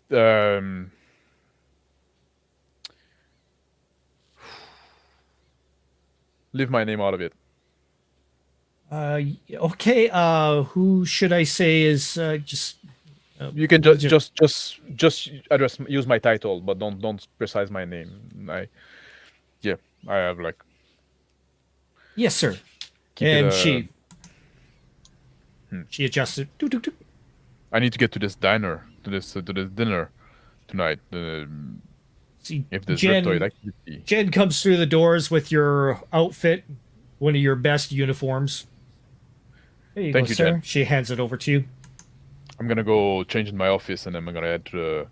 Where was this restaurant again? That I look at my pad on my schedule. Bigelos. So I'll Shows- change that to Bigelos. I'll have my communicator with me if this mass change trajectory in any way, or speed, or keep me informed, keep me posted.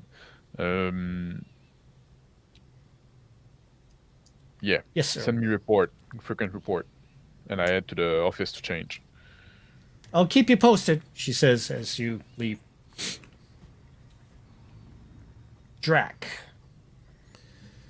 Okay, so as I'm walking around, I'm looking for a door, in my house, and I'm waiting for those guys to go away.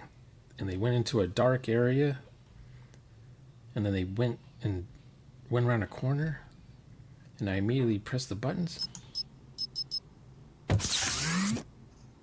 the door opens. I'm inside a little maintenance closet, and this is where I've been living for like 4 or 5 years. And the computer's activated, and she's got emails for me, and I'm sitting there on the cot looking at the I got some security cameras, so I'm kind of watching what those guys were doing. They were walking around. On the security feed, another couple show up to the 4 men with a briefcase, hand it off to the gentleman. They nod and proceed to separate. 4 men taking the briefcase along with them down the alleyway further. I say to the computer, You know, I designed the security cameras on board this space station. The computer ignores me. So, I look to see what time it is on the computer. It is 24:07. All right, and I save the recording, and I put it in my pocket. And I head back to, let's see, I push the door open. And sneak back out to the general population on the space station. I'm thinking maybe security would, that, what's his name? The Dorsey guy, he might be interested in this. That's what I'm thinking. I'm just trying to remember how to get back to where I saw him before.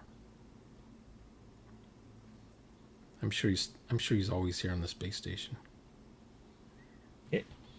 Genie I saw you- Fricks. Oh, okay. I just reverse my tracks and head back where I came from. This is a big space station. Where's Genie Fricks? Jeannie kind of, or I look over at the security personnel, and looks like they're wrapping up. I walk over back to Joseph and I say, Andy's going to be by. She's got to get something from the ship. All right? Alrighty. Counting on you, man. So I give him another hug. He hugs you back. I say, and I start strolling down back towards the main hall, looking around at all the people, looking for some unfamiliar faces. Abundance of security in the area. I say, hey, excuse me, officer? One turns to her. Officer. It's Osk. Commander Osk. Looks at Hey. you. What's up? What's going on? Ask? Just making sure halls are clear of any simians. You know, that sort of thing. Oh, they're not welcome here We have anymore? we have some reptoids showing up. Oh, yeah. They should be like showing up any minute now. Okay. Like this, that would be bad. Hey, I was looking forward to the donut. You know? He is. I haven't seen Laszlo all day, so he's been chased away. See you later. Unzip my, Alrighty. overalls and walk to the outside of the docking area just to kind of look at the foot traffic. And people coming and going. Trying to spot some familiar faces that haven't been on the ship in a while. Anvar. Back in the cockpit of the Ginny May, I grab the gauntlets of the vac suit, attach both, grab the vac suit helmet, put it right next to the acceleration chair. I sit down in the chair, key Praxis docking control. Docking control, this is Anvar Atticos of the Ginny May, requesting emergency clearance to leave the docking area. You hear? Yes. Atticus. Atticus. Is that your name? Atticus. Yes. You My Navy are, training kicks in. This is an emergency. I need it now. Okay. I've got anomalous Okay. readings from my reactor core. Let me out of the docking station immediately. Very well. Very well. Just one moment. You hear? You see the bay doors open with the statics field between the space and the air ahead of you. I pull the vac suit helmet on, latch it in place, and back the ship out of the docking area as quick as I can without being too reckless. Your systems come on alert. It's showing a anomaly off in the distance, very far. Well, that's no good. Tracking indicators are crossing paths. That's no good at all. As soon as I meet minimum distance away from the station for a burn, I hit the main engines, light them up, put some distance between the anomaly and myself, put the station in between the anomaly and myself. As the ship accelerates away, I get up from the couch, go to the airlock, open it up, spacewalk around, having tethered myself to the ship, punch open the hidden panel to open up the bomb bay doors. I hit a few latches to detach the torpedo-shaped cold storage container of my passenger, and with some difficulty, taking as much time as I can, now that the burn is over, I pull that back to the cockpit area, then repressurize. It's pretty tight, but this is a bomber. I have a crew of 4. I can get it in just barely. I wait for the cockpit to pressurize. I take off the vac suit helmet, pull out my snub pistol, and then I key in the code to open up the cold storage. I've got some questions for my passenger. I wait for him to... The pod unseals. There's a little bit of mist that comes out as it hinges open. There's a man laying there. Wake up, Cornell. I've got some questions.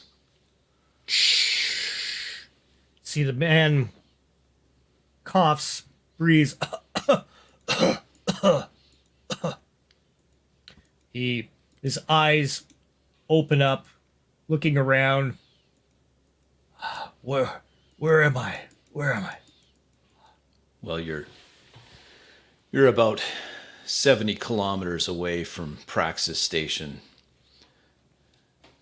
I keep the snub pistol leveled right at him.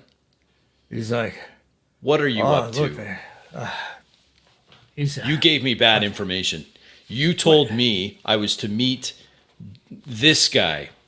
I raised my wrist comp. You see that? He didn't know who I was coming. He looks. He goes, wait a second. Wait. He looks it over. Yeah. Wait. Did you get a reply from our contact?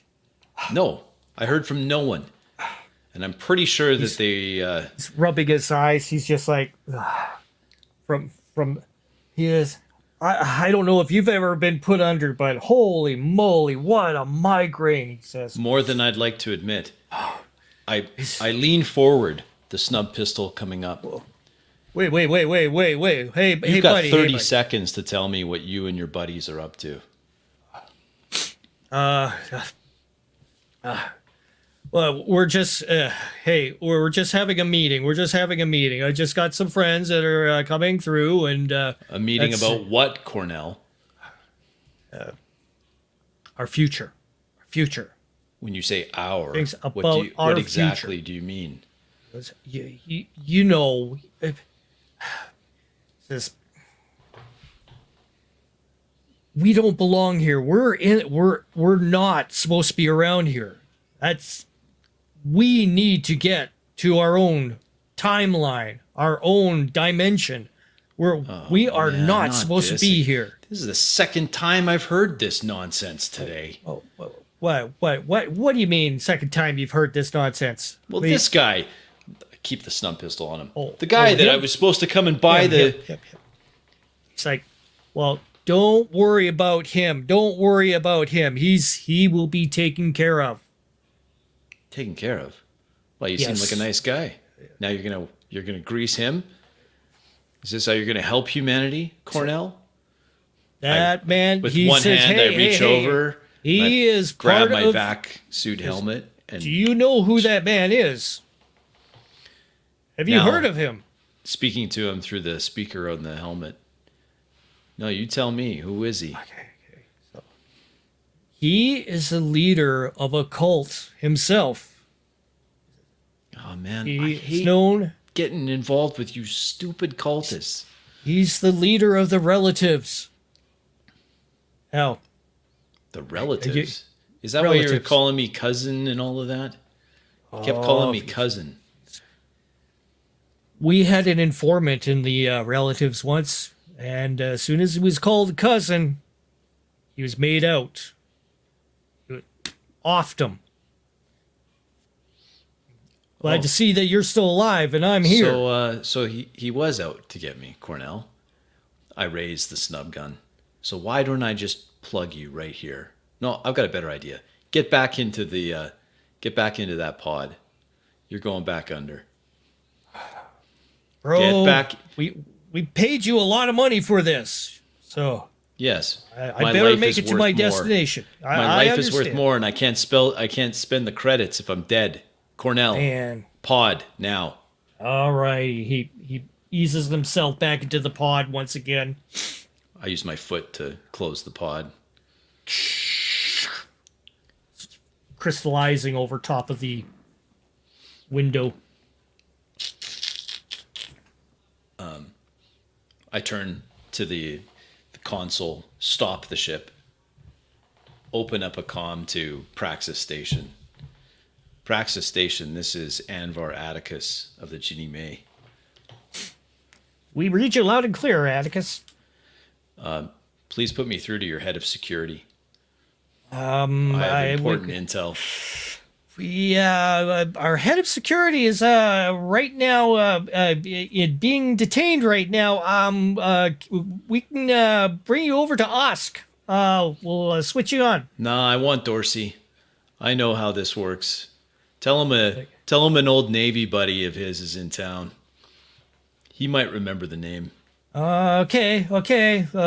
Will do. I'll relay the message. He'll get in contact you if he can.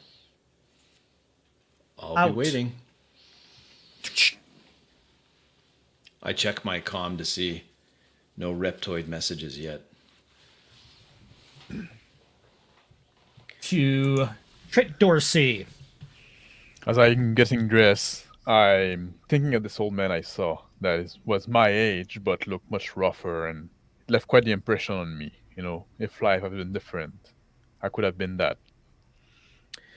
Military have been good for me, like they take care of my health and stuff like that, so I'm well preserved. But I realized not everybody got that chance. I'm finishing getting dressed, putting my snub pistol on my belt in this little holster, my dagger on the other side. Then I look at my tablet, my communicator, and I received a notification of an emergency exit. I get out of my office and I ask Usk, what was this emergency exit we had? The secretary took it, and apparently he's a friend of yours. His name is Atticus.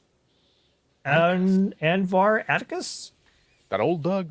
What is he doing here? Navy guy. What did he say? Yeah, he's got his FSX 14. It's out there.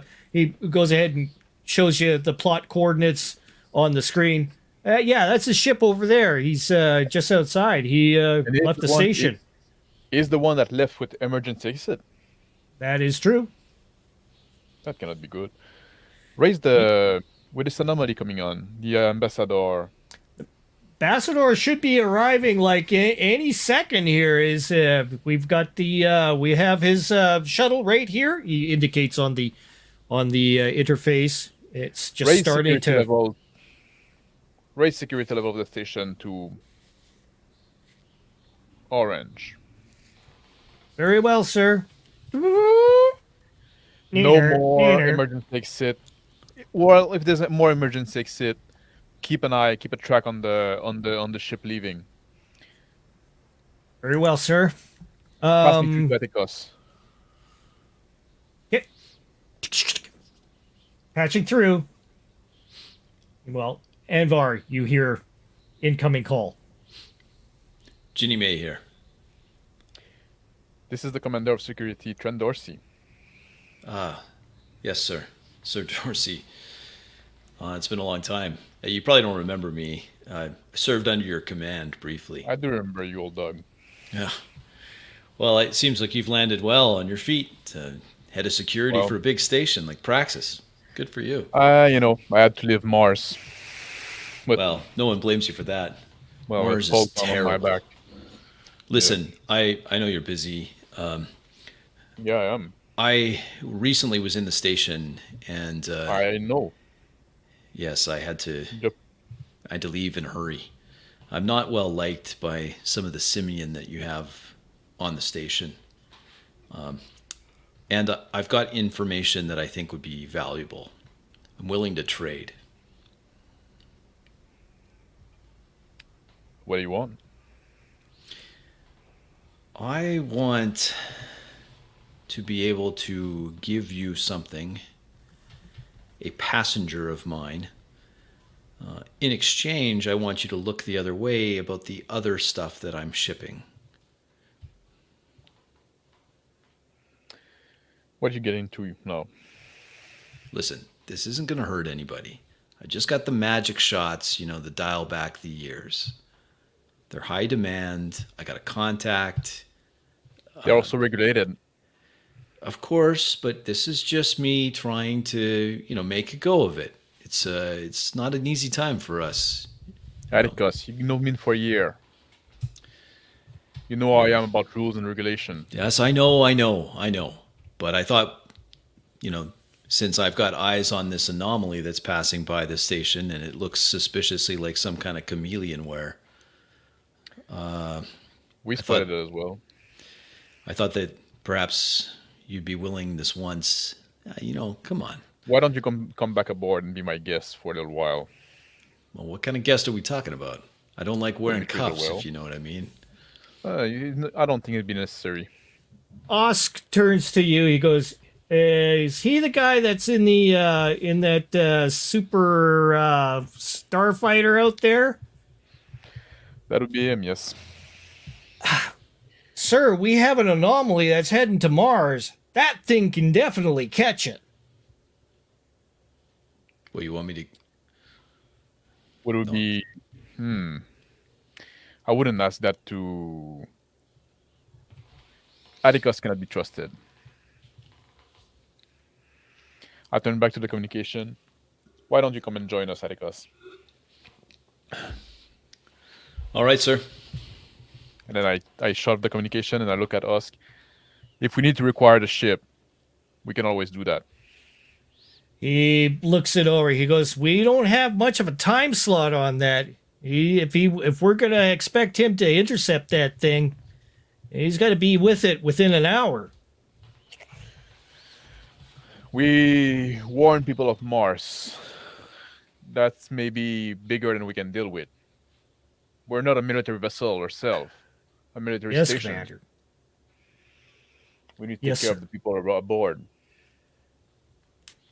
The safety of the people on this ship is our first priority. We're not in the military here, Osk. Anymore. Over That's to good. Drock.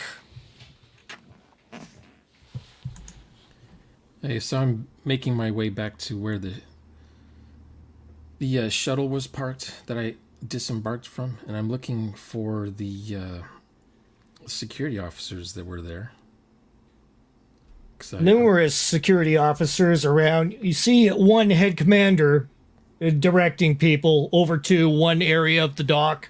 He says, "Okay, over there, over there." Incoming is a large ship, a Reptoy vessel coming alongside.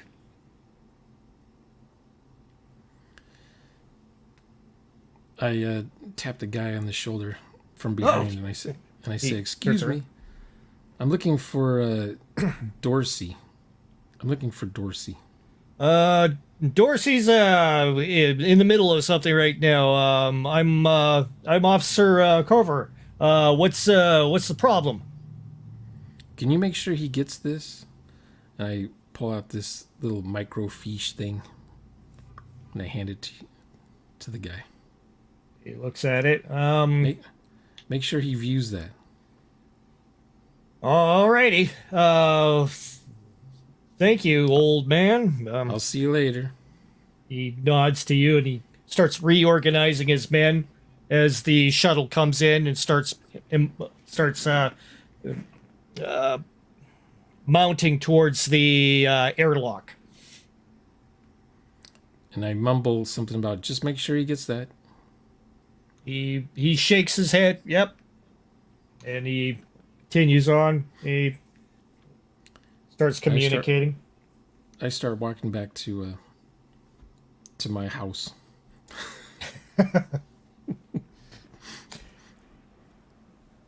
Get Frisk. Oh, You're muted. Muted. You're muted. I lean against the wall, watching the people walk by, and I spot man walking out of the dock, and I say, "Oh man, hey, oh man, how you doing?" And I walk up to him. Hey, Genie, if that really is your name. How you doing, old man? I go. I'm still. I go for the hug.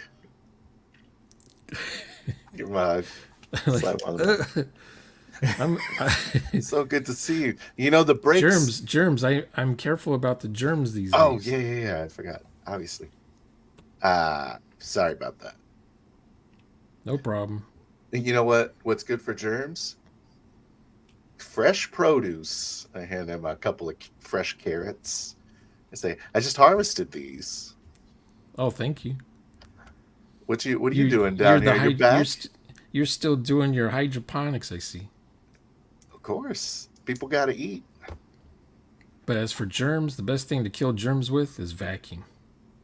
Cold, hard vacuum. Well, there's a lot of that around here. You ought to try it sometime. It's exhilarating. Just keep your eyes closed if you don't have a helmet on. That's all I'm saying. Honestly, there's too many thrills around here. It's good to see you. You back for a while? Oh yeah, I'm back. I'm probably gonna head to the belt in about a week or two. Already? All right. Do you want me? Do you want to have like a? You know me. I like being in the cold, hard vacuum of space, for the most part. Sure. Alone with my asteroids, steering around my asteroids, making sure they don't collide with each other. Yeah, man. You know, I'm kind of thinking about taking a break from the station myself. Maybe I can go with you. I'll bring some produce along. Sure. I always like making new gardens. You know what I mean? Kind of feels like I'll show you how stuff's grown in no gravity at all.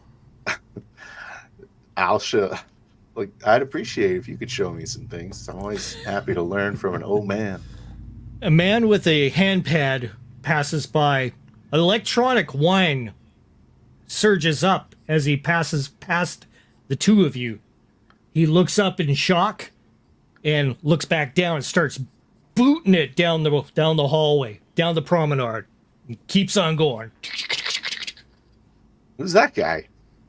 I don't know. I'm going where he's going. I run as fast as I can after him. Whoa, let's go. I just start chasing him too, just laughing my head off. Okay, roll for your athletics. Oh man, we're at athletics.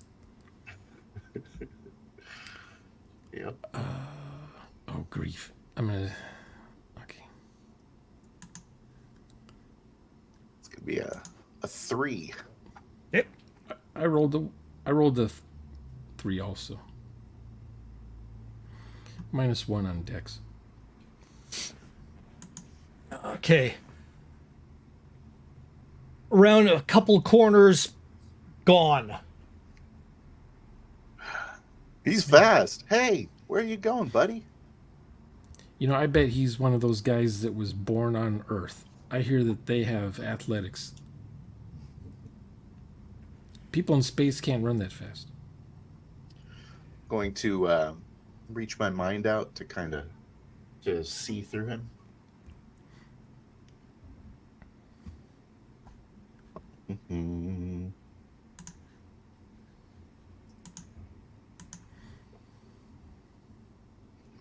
Successfully. So I enter through his and begin to see through his eyes. Through his eyes, you see him reach up to a communicator, start pressing some buttons. Spotted. He's here. Confirmed. Shows a digitized version of you on his console, on his wrist. Just like jogging along and say, I'm pretty sure it's this way, Drac. Just like continuing to follow the path that man is taking. I'm just walking at this point. Out of Trent. breath. Trent Dorsey.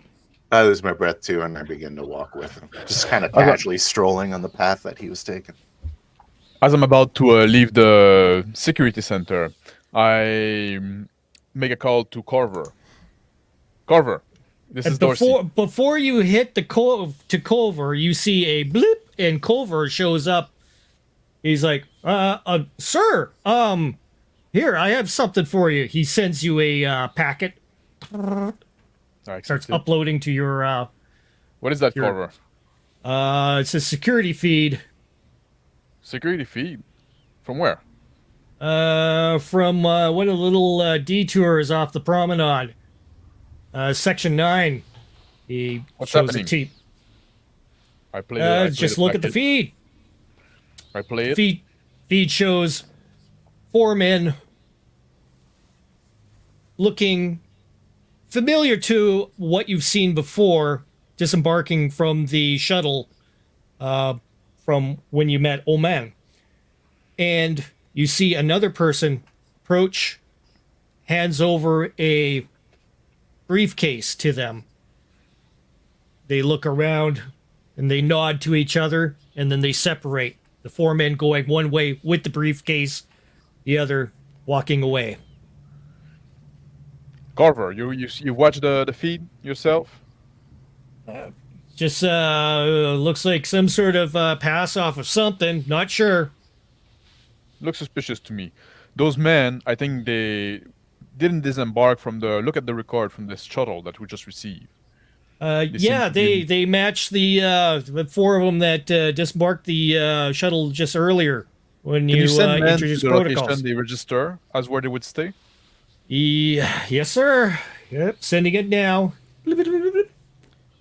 How are the rerouting of the Simeon? Did that cause any kind of commotion, any trouble? Did they protest in some way? No, they we told them that there's a couple of them that got a little angry and antsy, but they're okay.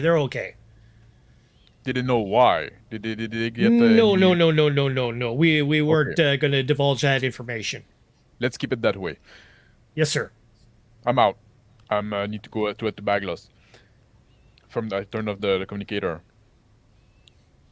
And I turned to Jensen there on the deck. I said, Jensen, send some men to escort the Reptoid. Make sure that he's treated as an honored guest, but also as somebody suspicious, right? You Yes, get sir. what I mean? Got you. Same thing with Atticus. Bring Atticus. Find available room near Baglos, and notify me when he's there. I'll go talk to him, see what he wants. Yes, sir. Right away, sir. He goes ahead and makes the arrangements. And You better get moving there, sir. I fixed It's my almost time uniform for and I your... head to Baglos. I'm hurrying up a bit, but still dignified.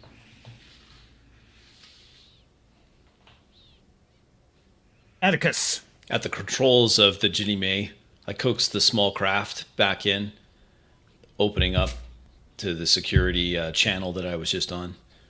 Ready for telemetry and docking. We have you loud and clear. Opening up bay door number 7 this time. Roger that. I coax the ship back into the bay by hand this time. I turn back, look at the torpedo-shaped cold storage. Oh, man. When it rains, it pours. Once the docking is complete, I take off the vac suit, put on another somewhat clean, sort of clean pair of clothes, tuck the snub pistol into my holster, wait for the greeting party to arrive. The doors in from the bay open up. You see security personnel approach. This is going to be bad. I look over my old faded Navy uniform. All the patches removed, of course. I open the cockpit airlock. I motion to the security staff. I've got something here for your commander, Trent Dorsey. You'll need a couple men to now that we're under gravity, we're going to need a couple men to carry this. He's going to want to see what's inside. The security hands you a little fob. What's this? It's your room and designations for the time that you're going to be stuck here. Man, I don't like the Dorsey sound of that already. decided, you needed a room. So what you have in there? Looks Someone that Dorsey's gonna want to speak with. okay. What you want us to pull it out or just leave it? I just jammed it into the cockpit. You'll have to pull it out. Him and the other officer go ahead and start looking it over. Hey, Joseph, come on over here. We need a grab lifter. No, over not here. Joseph. What are you doing? What are you doing? What? No, it can't be Joseph. Do Do it yourself. It's KKK. Do it yourself. Renege that belay that last order. Okay, Felix, go over there. I think that's it over there, and they start working away, trying to get the grab lifter to work. On my wrist comm, I pull up a station map. Okay, I think I know where I've got to go. I wait until I stand on the edge of the docking bay, wait until they get that pod out of the cockpit. As soon as they do, I lock the cockpit, code it, and then They turn manage on my to heel. winch it out, put it onto the grab lift, start it up, starts floating in the air, and they maneuver it around with quite some ease. You're going to want to take that directly to your head of security. Now, he may be busy, but it should go to him and no one else. Yeah. We got you. Alrighty. Enjoy your stay. I turn, walk towards my accommodations. As I'm doing so, I type out another message. I translate it to Reptoid, send. Beep, beep. Back to Drac and Genie Fricks. Sending a message on my communicator into a specific group thread that says La Familia. And I say board game night on the East Inner Ring. Gonna need some players. And start making my way towards I say, I think you went this way, Jack. You've been here. I kind of got used to this place. There's only one place it could really be. What do you know about him, Drac? Well, I finally catch up with him, and I have no idea who that guy was, but I thought, to be honest, I thought he was gonna warn us about a decompression on the deck that we were on. So when he ran one direction, I thought I'd follow him. Oh I yeah, didn't know if he was maintenance or what. I it's couldn't like tell from his uniform. one of those fight or flight things. When people start running, you run with them. 'Cause I they know seem to better than to not if a ship's trust gonna your. blow up, Yeah. you want to run the direction everyone else is running. Yeah, I guess. Unless it's off a bridge or something. Isn't that like another saying? I don't know anything about bridges, but I know a lot about spaceships. Yeah. They used to have these rivers on Earth. They probably still do, but like to get over them, they'd have these bridges, and you could like walk across the river so you wouldn't get your feet wet. Well, that's good. Because Footfalls in the corridor ahead. 4 shadows appear on the walls and start getting closer and larger. I'm gonna see who they are with my mind. It's gonna shut my eyes a little bit.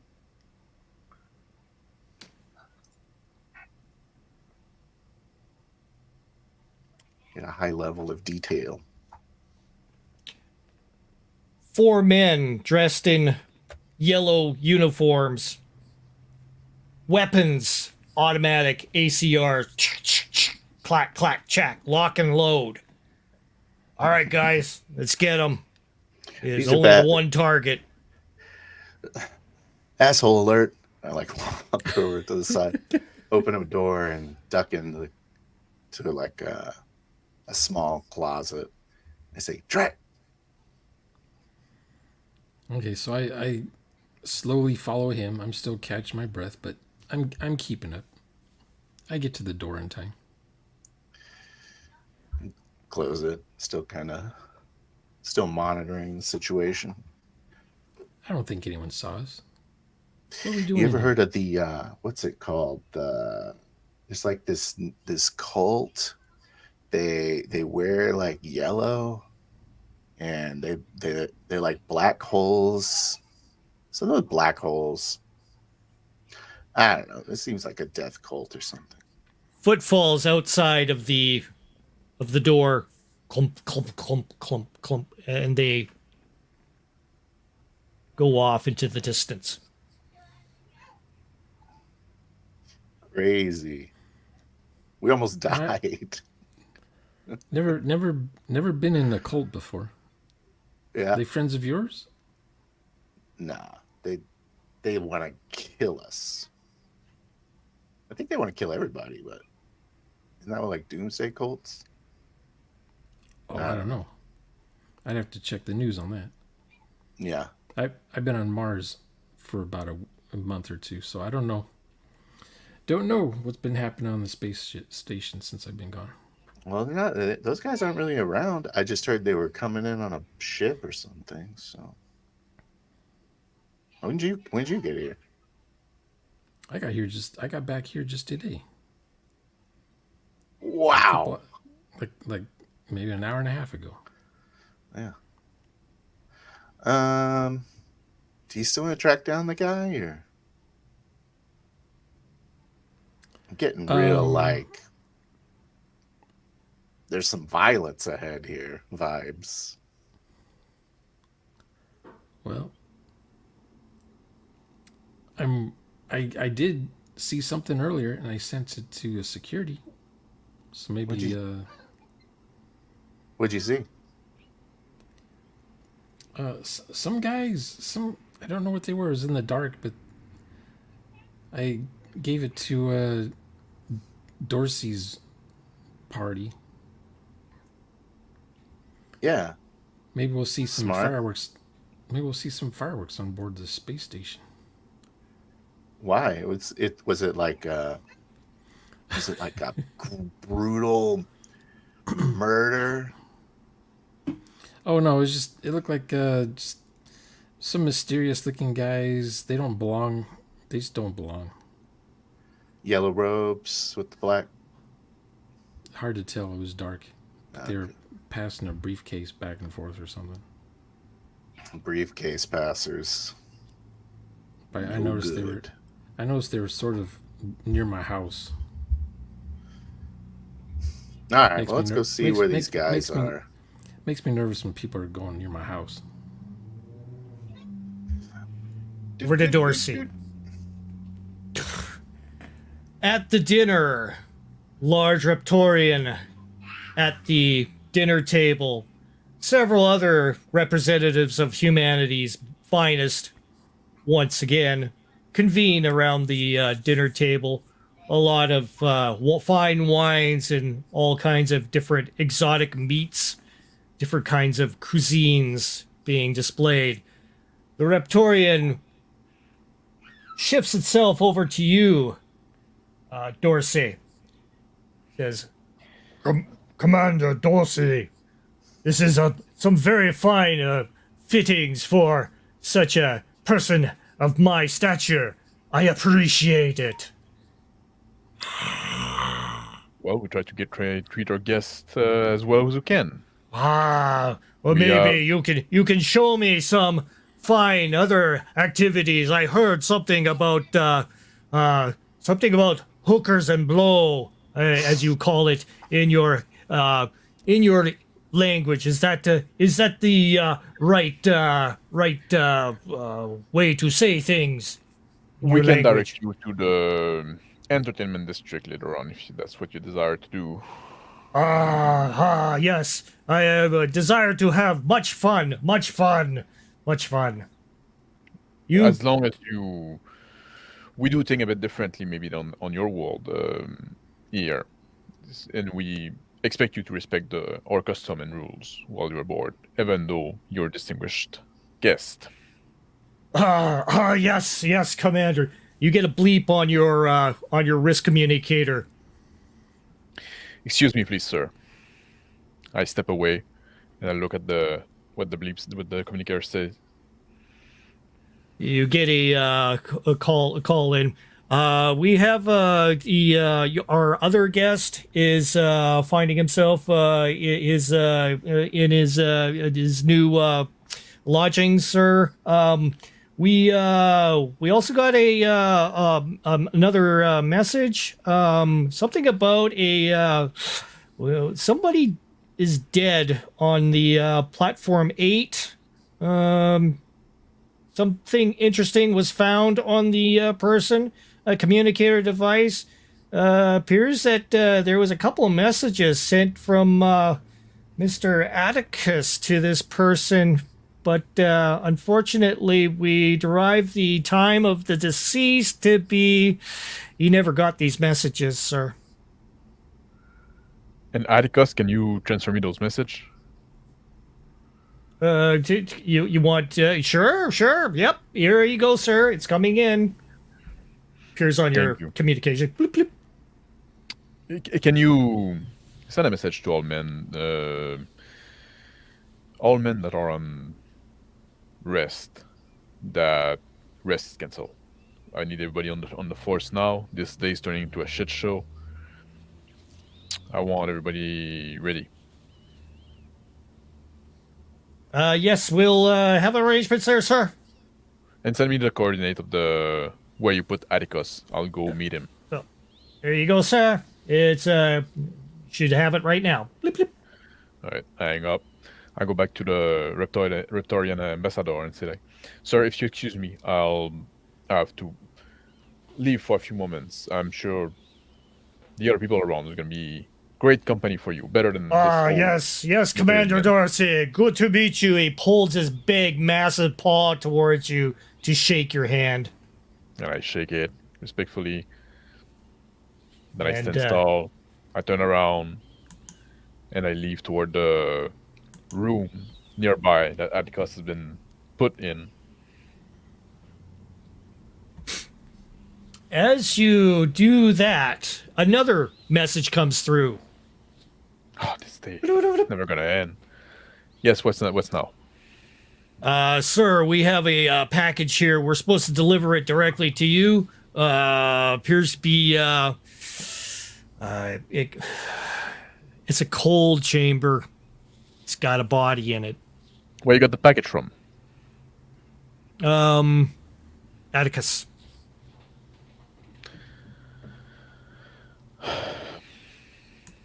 Can you bring it to the room where you put Atticus? I'm heading there right now. No, okay, yeah, we'll be there ASAP. Be discreet. He laughs. Sure, Commander. I'll try to make sure we put some blankets over top of it. Thank you. Hang on the communicator. I said, Atticus, what you fucking get yourself into now? Keep walking. Well, I'm not exactly sure, and that's why. Oh, I'm waiting in my room. My snub Door pistol in my hand. The door open. I get in. I'm I nervous. look at Atticus. At ease. Timidly, I put my snub pistol back in its holster. Show my open hands. Commander. So they left you alone in that room. Security Yeah. on that fucking station need to be fixed. Yeah. Well, it seems like quite a messy day. For you and for me. I feel like my messy day is linked to yours somehow. I got that feeling too. That's why I reached out. Instead of just burning to Mars. A knock comes onto the door. We'll go back to Drac and Jeannie.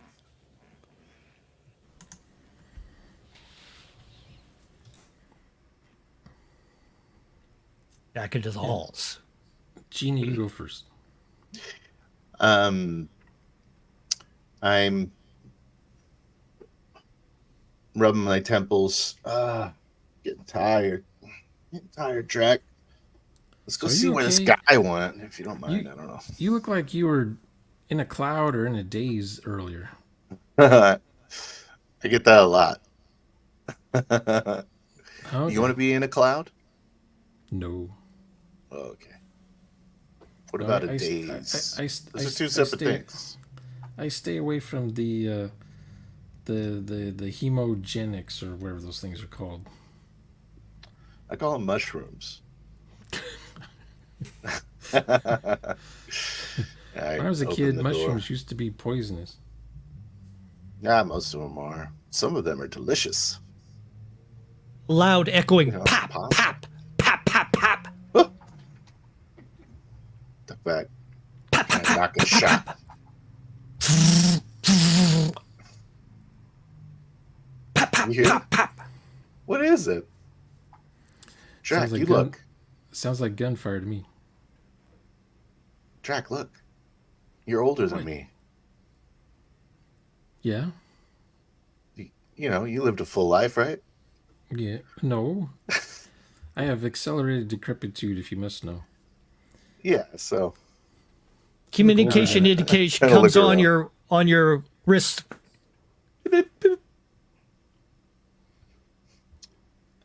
hello?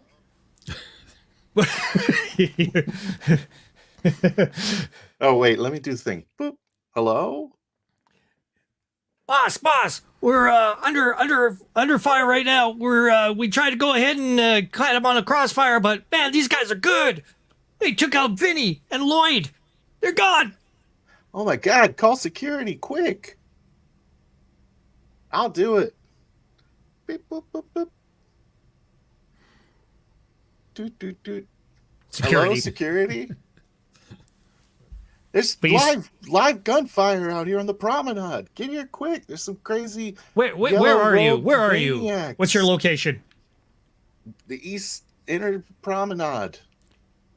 We'll Where send the a team down. guns are shooting.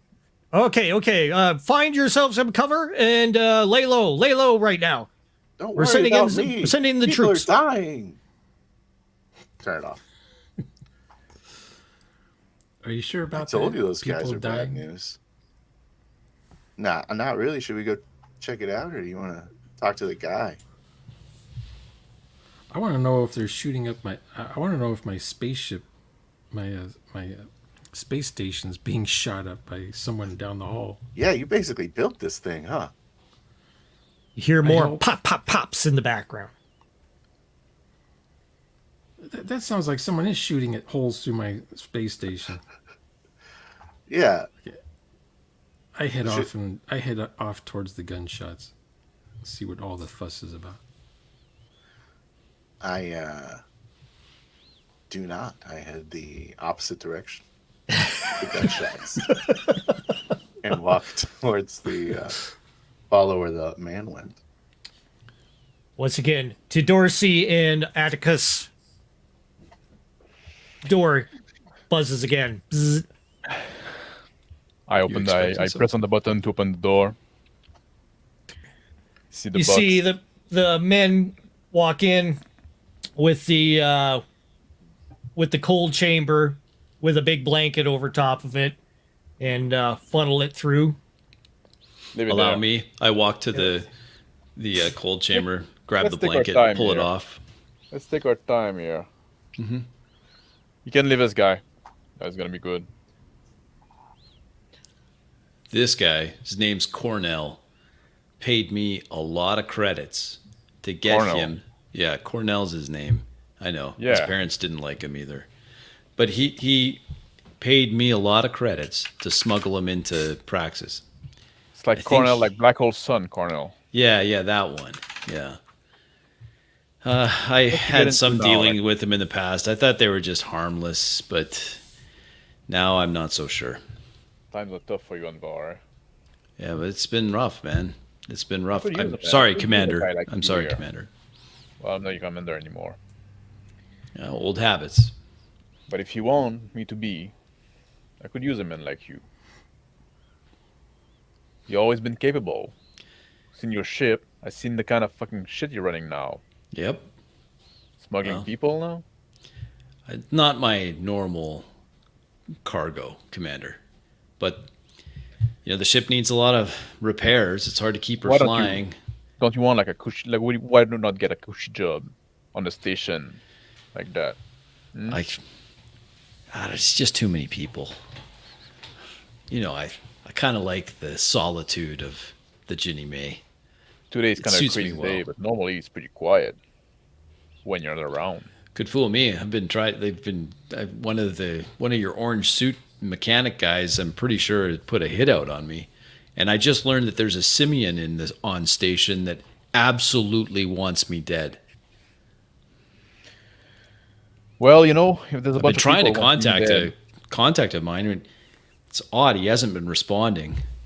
trying to contact who? I mean, you're going to find out anyway. I may as well tell you.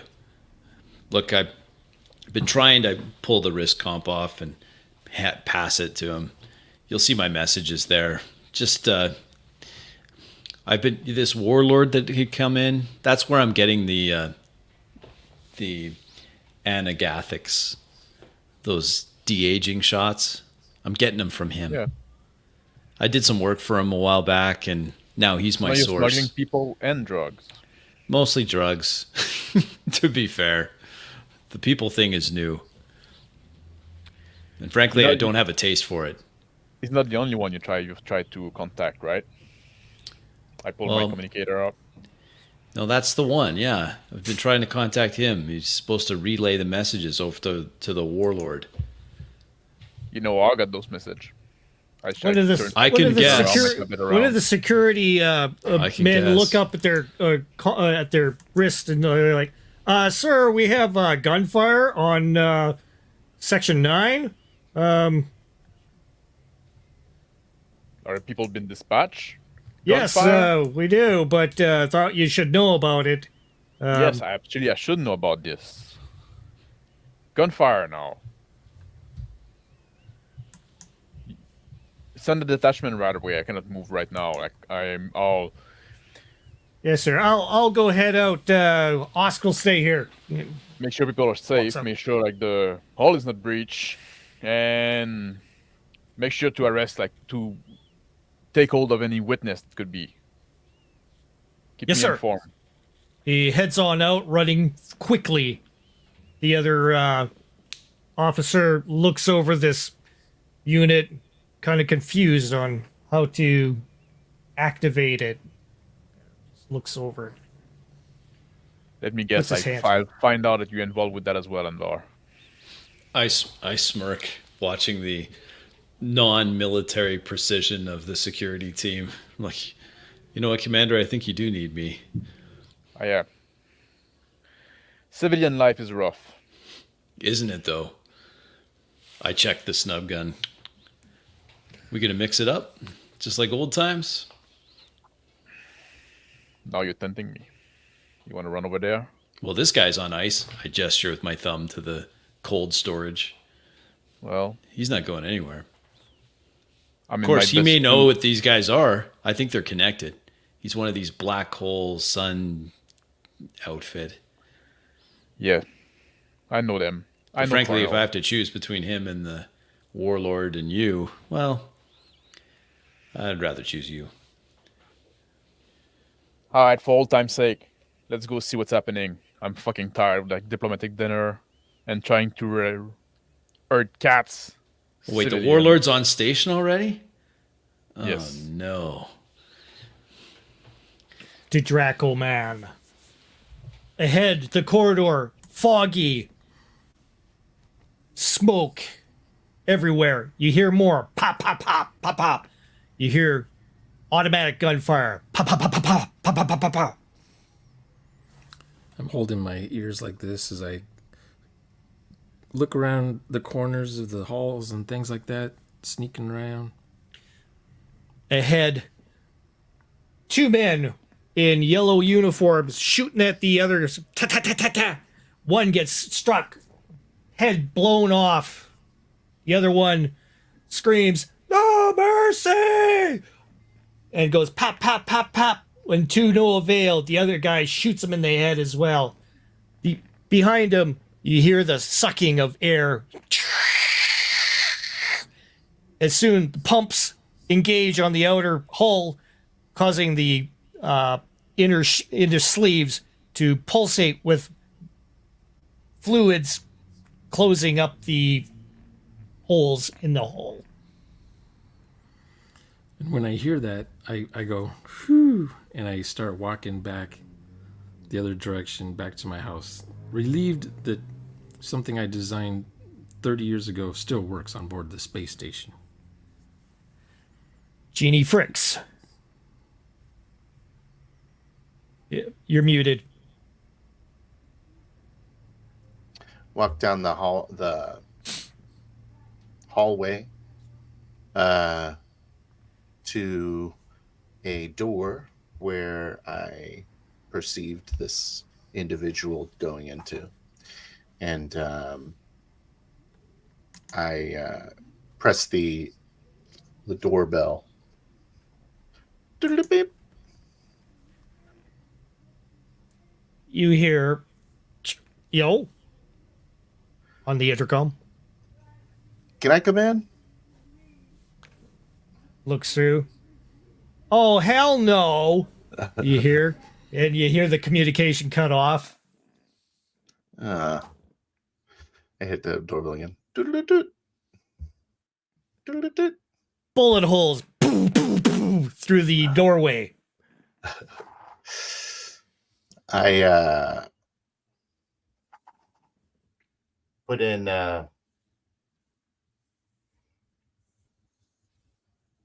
extend my my thoughts into the room and imprint a feeling of hopelessness on the person inside.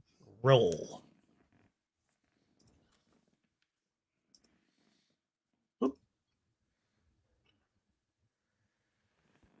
Very successfully. You hear more gunshots. Pow, pow, pow. They don't go through the front of the door. Pow, pow, pow. I peek an eye into one of the bullet holes and I say, "You better open the door." You see him like putting the gun to his head. There's a way out. Oh man. And I'm like, I look through the hole to look and see what else is in there. Looking for any. I spot a briefcase I go, ooh. And begin to work on the.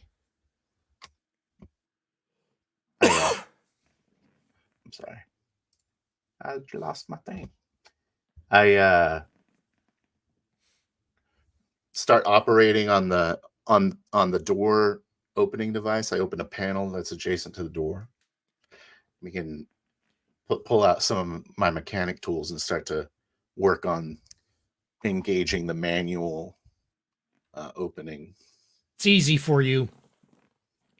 And I Open. walk in. You see the room, briefcase on the floor, man, brains spilling out, snub pistol beside him. That's so sad. I walk over, take his pistol, put it in the back of my coveralls, and then grab the briefcase and I start walking out the door, whistling to myself as I make my way towards my quarters. To Trent Dorsey. Advar, you feel like getting shot at for old time's sake? Not dressed like this. This is just my old Navy uniform. You got anything better? That's gonna be just all right. I guess if we're gonna die in wearing anything, it may as well be the old Navy blue. Let's head out.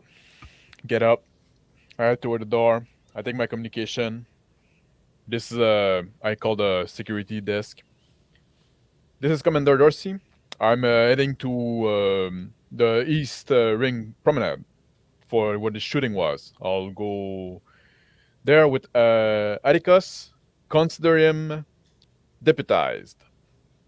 Hey, right on. What's the benefits like? You're not getting arrested right away. Well, I'll take it. I follow him Security? behind. There's a box that you've brought to Atticus' room. Bring it to the Briggs. We're gonna head there afterward. Roger that. That's optimistic. This is Lieutenant Commander Janice. Yes. We are reaching the apex of the where we could possibly intercept the unknowns heading to Mars.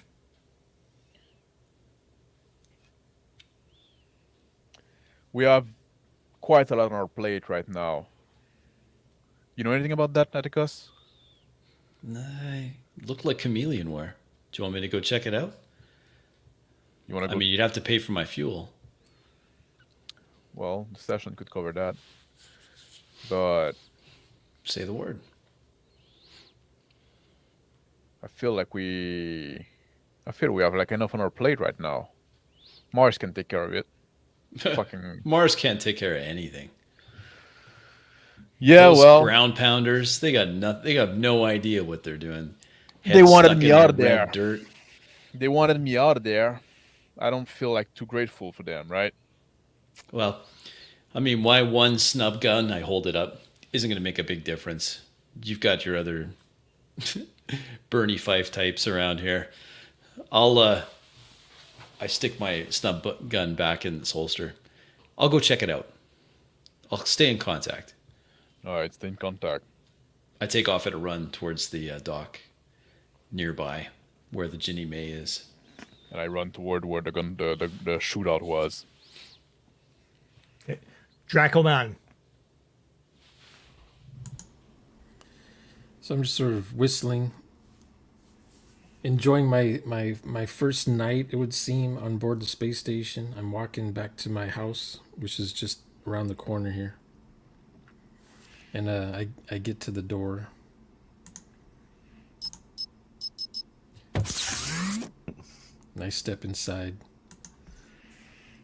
And I have a toolbox with a wrench and some Elmer's glue and some soldering something. Oh, and then my snub pistol's in the toolbox. So I grab the snub pistol and I put that in my pocket. And I lay down on the cot and try to take a nap for a bit. You hear outside, footfalls as they go by. Go get him, I say. Genie Fricks. I'm on the north side of the station, opening up, key in the keys to open up my room, and then I walk in. There's a lot of fluorescent grow lights here, a lot of raised metallic beds with plants growing out of them. Cabbages, broccolis, and whatnots. I take the suitcase over to my workbench and rub my chin as I look at it. See if I can open it easily.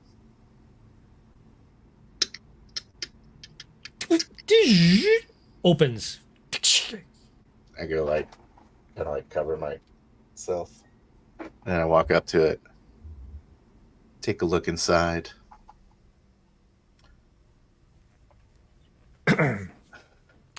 A small device. Looks oddly familiar. The one that was flashed in front of your face before the man ran away. I call up on my communicator and I say, Andy, I need you to come over. To my room. Can it wait for a moment? I'm just in the middle of shifting around his engine and component parts and stuff.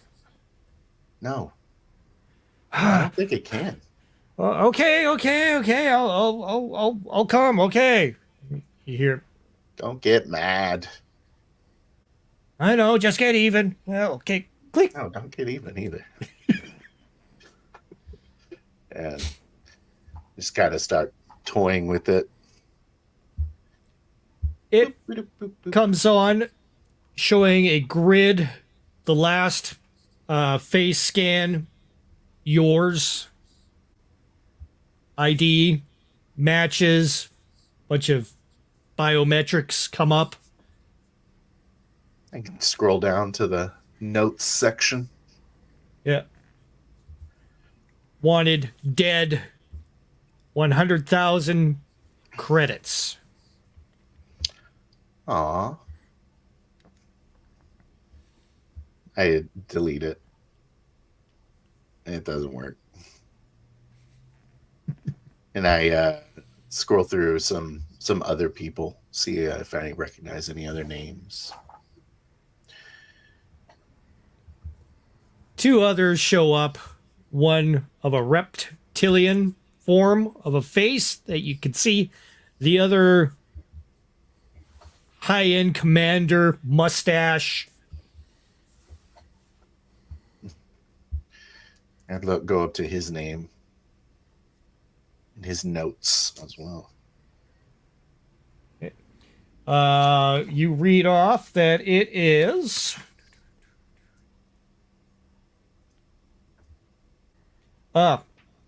Nadia Andrusen, officer, Navy. 500,000 credits. Whoa. I'm just kind of playing with it until Andy gets here. Okay. And back to Trent. So I'm running toward the where the shooting was reported, and I'm, despite my old age, with the enhanced mobility, I'm moving pretty fast with the augmented.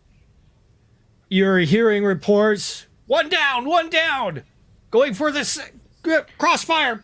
I'm pulling my snub gun, moving there. Now I start slowing down a bit. I crouch down. I approach where the gunfire are. You see two of your security officers up ahead, crouched down behind large containers, gunfire erupting around them. as soon as they're breaking the gunfire, I run to join them. Okay. Atticus. What's the status? Atticus. At a full sprint, I'm into the hangar. Rush up as I'm running. On the wrist comp, I punch open the access code so the ship starts opening up. I scramble up the ladder into the acceleration couch, grabbing my vac suit where I left it. Don't have time to put it on now. I start punching the exit request in over to Praxis Control. I need a immediate departure. Chasing after that anomaly on behest of Commander Dorsey. He's going to be busy. You can certainly check with him, but I'm on his orders. Request confirmed. You're on your way there, deputize. I punch in Advar, the exit Atticus. protocol to back the ship out of the hangar. While I do that, I start pulling on the vac suit. Back at the action once again. Trent Dorsey, you see your men being shot at. They are bracing themselves up against... there's 3 of them up ahead there, sir. They got automatic weapons, ACRs. Fuck, we need to ramp up this. Welcome, civilian. They got those kind of weapon here. I quickly go off over the cover, take aim, take a shot at the first guy I see. Roll. You get a +1 for the aim. That's 6. The shot rings proud, ricochets off of one of the containers. The man pops around and starts firing back. Pop, pop, pop, pop, pop, pop, pop. Automatic fire comes across to you. You hear the shells go rocketing over top of you, hitting the bulkheads behind you. Poo, poo, poo, poo. Your other officer fires. We have more Pow, people pow, on that. pow. Once again, missing. Pow, pow, pow. Pew, pew, pew. We need to get more. Where's the officer? Is that all the people we have? We only got 3 here. We got everybody on the delegates, and we got people sweeping around for the simians just in case. Forget the Zimian. Call more people here. Okay. We got a code red. And I'll pop over again for another shot.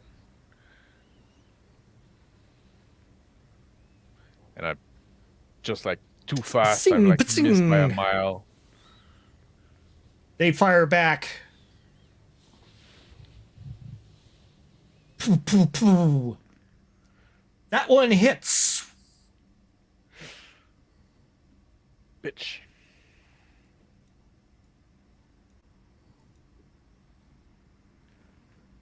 You see your man in front of you, just head explodes. Goes down. Fuck's men down. The other guy reaches down to go ahead and grab him, starts putting pressure on the wound, trying to sop up the blood. And he's going, Oh, no. There's no point anymore. Squirting out from his fingers. Ah!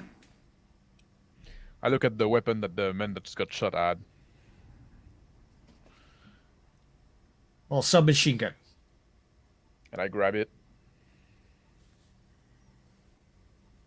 Put my snub pistol away. Another shot rings overhead. Click, click. Damn it! You hear a man swearing over at the other side. Yeah, and I'll try to, when the firing stop, I pop over, and I'll stay over a little more, taking my time to aim. You see him ejecting his rounds, grabs another magazine, starts trying to fire it in. And then I take a shot. Roll. That'll be 9. Roll damage. How much is that for this gun? 3d6. 16. Pow, pow, pow. He goes down. Get back to cover. Say like, we got one. He goes, there's got to be at least 3 of them over there. And he Take your puts shot. he grabs his gun. His hand is all wet with blood. Stands up and gets ready to brace the fire. Genie Fricks.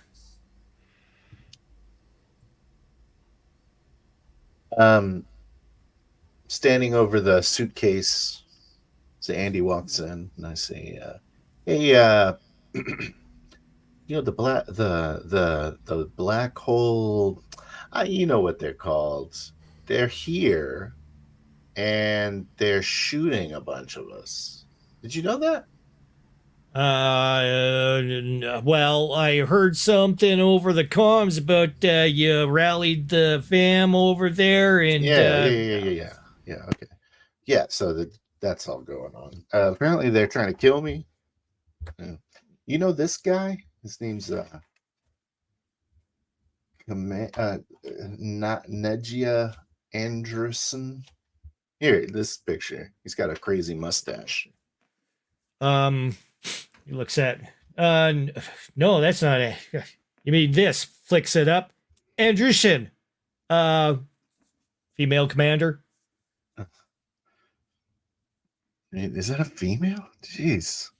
Yeah. No, this one up here, he scrolls it up. That's I don't recognize that guy, but Adrician, yeah, he's part of Mars military. She's part of Mars military. Yes. All right. Okay, so not on the station then. Oh no, she is. She is. What? She's meeting the delegate on with the Reptarian. Oh, okay. Should we tell them that they're gonna die soon? You think that gets us anything? He shrugs. I don't know. What's the plan? I don't know. Black hole guys are want him dead, so I guess we gotta not want him dead. Isn't that the rule? The enemy of your. Sure. What is it? Hold on a second. I walked over. I grabbed like a piece of lettuce. Back to Draco, man.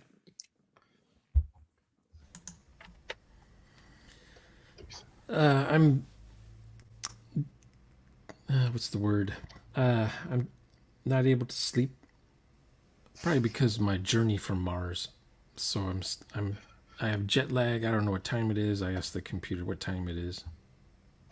Computer confirms to you it is 4 a.m. 4 a.m. I should be up and at him. I'm supposed to be at the belt by now. I'm supposed to be at work. He's thinking about the old days when he used to work as a belter and he was somebody. He double checks that he's got his snub pistol in his pocket and he heads out the door. Out, the corridor is clear. No signs of anyone. Empty hallway. In the distance, you hear pop, pop, pop, pop, pop. Oh, they're shooting at my space station again. Damn it. And I do this weird sniffing thing, like that helps me determine if the air pressure is going bye-bye or not. He walks towards the noise, fearing for the worst that what's happening to his ship. Several people run by screaming, "Ah!" Just a woman and a man freaking out. They just run past me. I'm just mono vision ahead, and I pull my snub pistol out and I pretend I'm doing this with it. I don't know how to use guns or nothing. I know it has one bullet left at least. And I'm just walking like the Joker and the Batman, just down the corridor in the darkness, looking for any kind of shadows or anything. Rat Ahead, infestation. 2 men in yellow uniforms, bracing themselves, looking down the hallway, and they brace themselves and get ready to shoot again, totally ignoring you. Hey, someone else's turn. Anvar Atticus. I finished getting on the vac suit. All right, girl. Let's see. Let's show them what you got. I fire up the drives, full military power. Get kicked in the back as the drive plume just explodes out the back. Ship just flies out like an angry firefly, screaming after this anomaly. All right, hold it together. The cockpit starts to vibrate a little bit. That's not good. That's not good. Get the vac suit helmet on. Hit the button to depressurize the cockpit. I mean, may as well. The way this thing is shaking, we might lose atmosphere anyway. The indicator showing you closing in rapidly onto the vacant zone. I keep one eye on the fuel burn rate. It's alarmingly high. As I get closer and closer, time for an active scan. I punch up. Sensor suite is but I hit it. Full scan. Try to ping this thing. What is it? Roll a sensor sweep. Okay.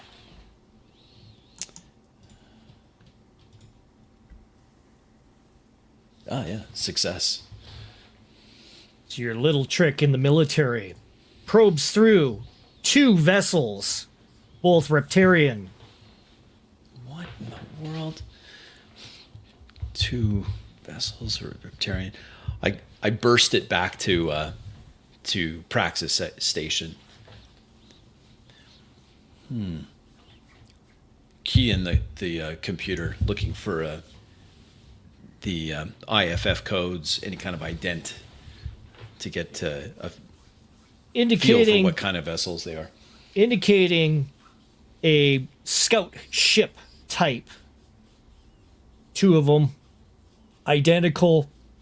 No weapons on board.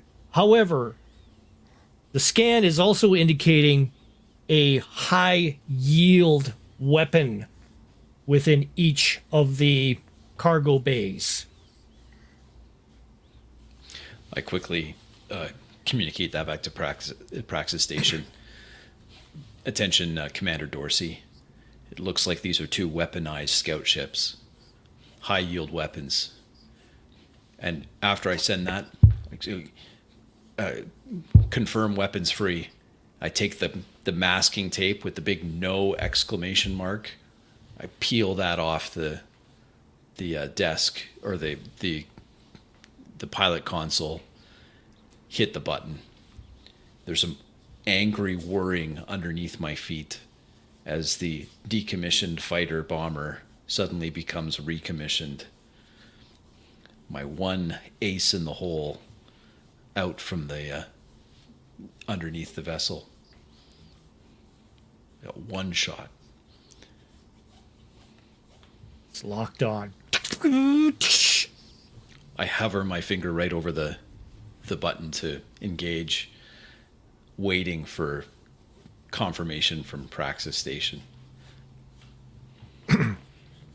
Trent Dorsey. Yes. Communication comes through. Sir, we have a feed from Anvar from outside. He's got eyes on the prize, so to speak. Patch him Showing through. we have 2 scout ships, and I'll let you patch through. Commander, Scout ship? Yeah, I've got 2 scout ships, both unarmed. However, I'm getting high readings of some very high yield warheads in their cargo holds.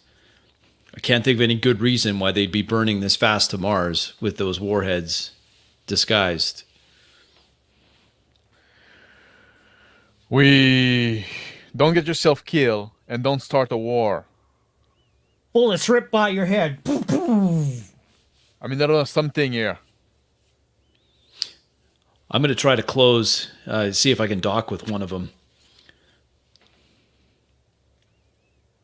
I'll let you do it, man. I just try try to contact Mars. Roger that. Over to Genie Fricks. I say, Andy, why don't you? I'm in my room still. I tell Andy, why don't you see what else you can get off of this thing? I know you're the computer expert. I'm gonna make my way over to the. Where's the Simeon guys at? What do you know? What part of the station they're in? Well, they're in section 1. I'll get All right. on this right away, dear. Starts All right. working on. I walk over to one corner of my room, climb up a bookshelf, and then pop a hatch that's up in that corner and climb up into it, and start making my way towards section 1. Dracomon. So I'm walking down the hallway, the corridors, and I see the guy dressed in yellow. He's got a 2 of shotgun. them. 2 guys. They're shooting at something. They're shooting away from you. It's hard to tell. But I notice on the wall nearby them is a big old pressure tank. And it's a pressure tank that I remember telling people you should never shoot at these things because they'll blow up and just fill the whole corridor with fire. And I'm debating if I should shoot with my snub pistol at the thing. It's like these yellow guys are shooting at my space station. I just have one bullet in my gun, and I'm gonna take them all out using. Anyway, so I shoot at the pressurized gas tank there. Make the roll. Okay. I have jack of all trades. So that's the only thing I have going. So it's basically cancels. Let's see. It's still going to be a -3. Okay, Yep. Here we go.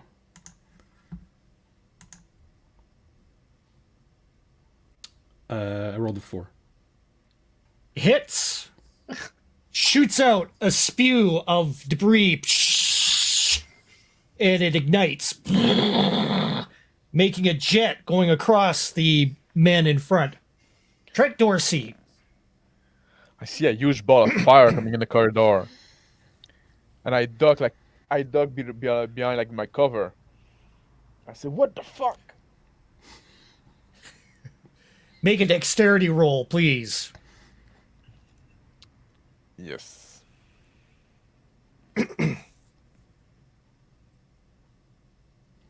4. Can I use my athletics?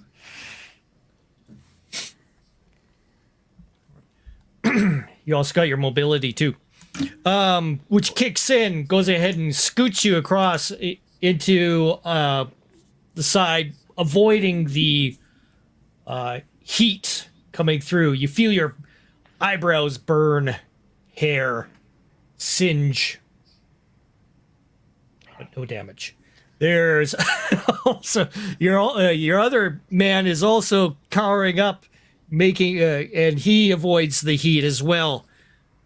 Other men coming in behind, 4 other security officers making their way into the vicinity.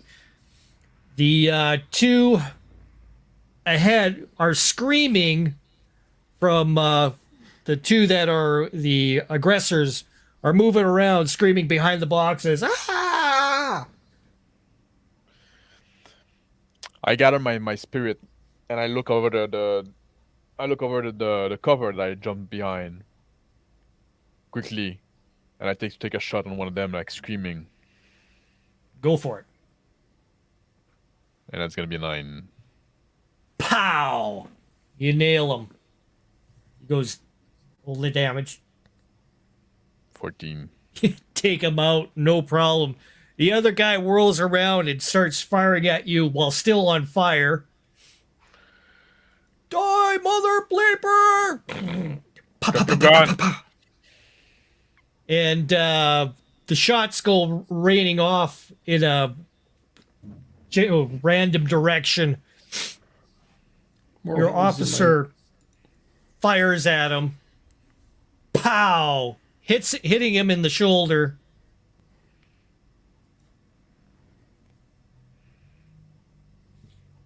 And he goes down, but he starts crawling on the floor.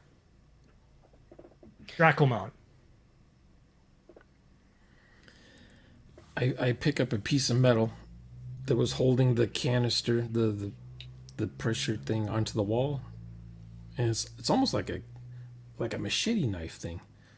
And I come up behind one of the yellow guys. He doesn't know I'm coming up behind him yet. My plan is to stab him or cut his suit or something. I want to find out what the heck these guys are.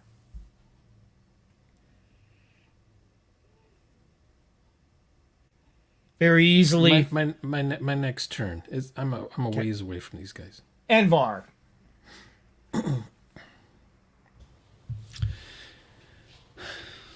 Burning even hotter on those engines, I close the distance between me and the one of the two scout ships. When I'm within a kilometer of the scout ship, I open up a hailing frequency. I hail out. This is the Ginny May of the Praxis Station, operating under authority of Commander Dorsey. Scout ship, please respond. No response. I look at the sensor suite again. Any emissions coming from these planes or these spaceships? Sensors aren't picking up anything. No way. I close, bringing my small craft up against the larger scout ship. That's 2d6 plus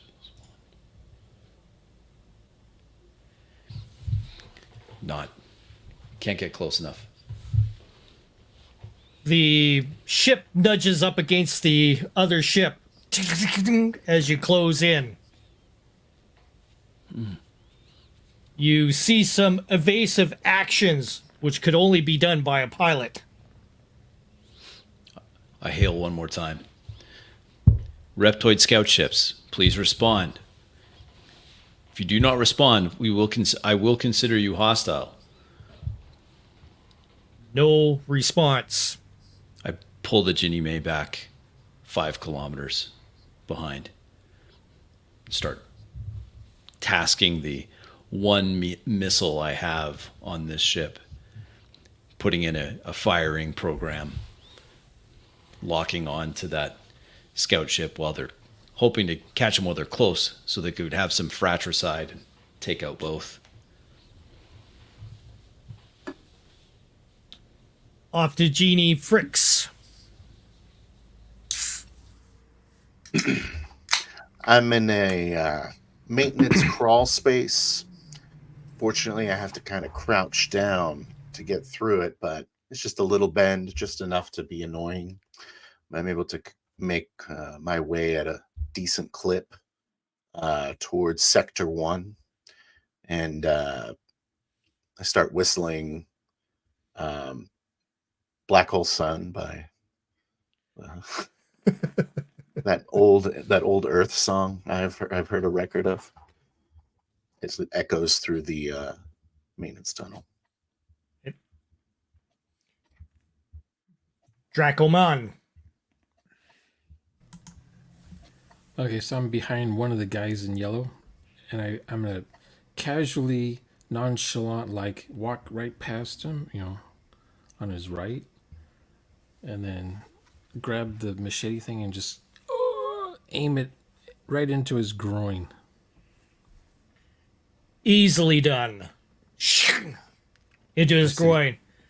The surprise on his burned face looks extreme. And I say, stop shooting at my space station. He just screams. And then I go off and look for anyone else dressed in yellow. It's the one on the floor. Okay. I just walk away from the scene. I get up from cover with my gun pointed out, and I start rushing toward the guy that got burned. I see the old man there, and I yell at him like, "Drop your weapon! Hands up where I can see them!" And I look at the guy on the ground, That they're not still living. I kick the Mr. gun away from Dorsey. them. Oh They're- my, it's you. The one remaining guy is cowering on the floor, draining blood from his groin area. His eyebrows burnt off, hair burnt off. Behind you, the area seals itself out. I yell over my shoulder at one of my officer. I say like, "Get that man some medical attention and keep him under arrest." They start grabbing all these guys, picking them up. The other guy, like, totally dead. The other two officers dead as well. You all right, old man? Yeah. Who are these guys anyway? We have an idea, but we'll try to figure out for sure. You're more efficient than my old fucking security team here. Thank you for your help, citizen. You're welcome. Brings me back to the old days. The old days on this space station. Before they had security. We had to fend for ourselves, us belters. When we were putting Yeah, this shit I'm together. afraid now we'd have to increase security with all this happening now.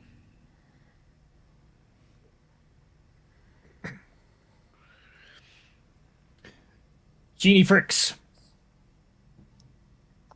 Walking through the maintenance tunnel still. And get up to a hatch that's it's saying the sectors on the wall in stenciled out black numbers. Get to sector 1 and start opening the hatch. Poke my head underneath it, so I'm like upside down. I'm like looking around. You Looking for any nasty you cold. see a in this large area, like a cafeteria, 3 simians sitting at one of the cafeteria. One's playing with its food, and the other one's just looking so bored. The other one is like flicking his cup, making it go in a circular motion on the table. Jump down. Coveralls all the way zipped up. Say, hey. They look at you. Oh, Just move on. over to Anvar. I hear the fire solution complete. A very illegal missile that I asked myself, I wonder if Commander Dorsey will reimburse me for this. This is going to cost a lot. And then I punched the launch command on that missile, and then immediately take as many G's as the Genie May can take as I bank away as quickly as I can to try to get to minimum safe distance before I get irradiated to death. Roll. Oh, crap.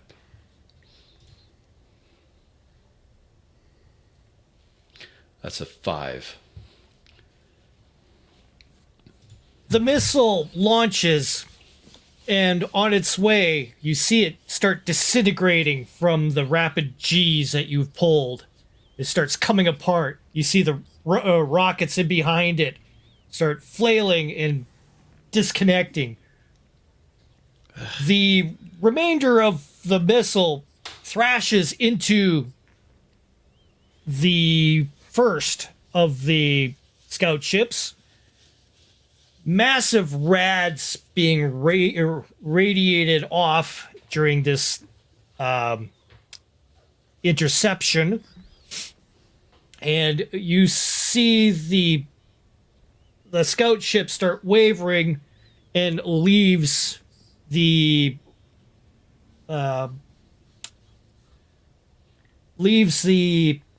pattern that they are adhering to.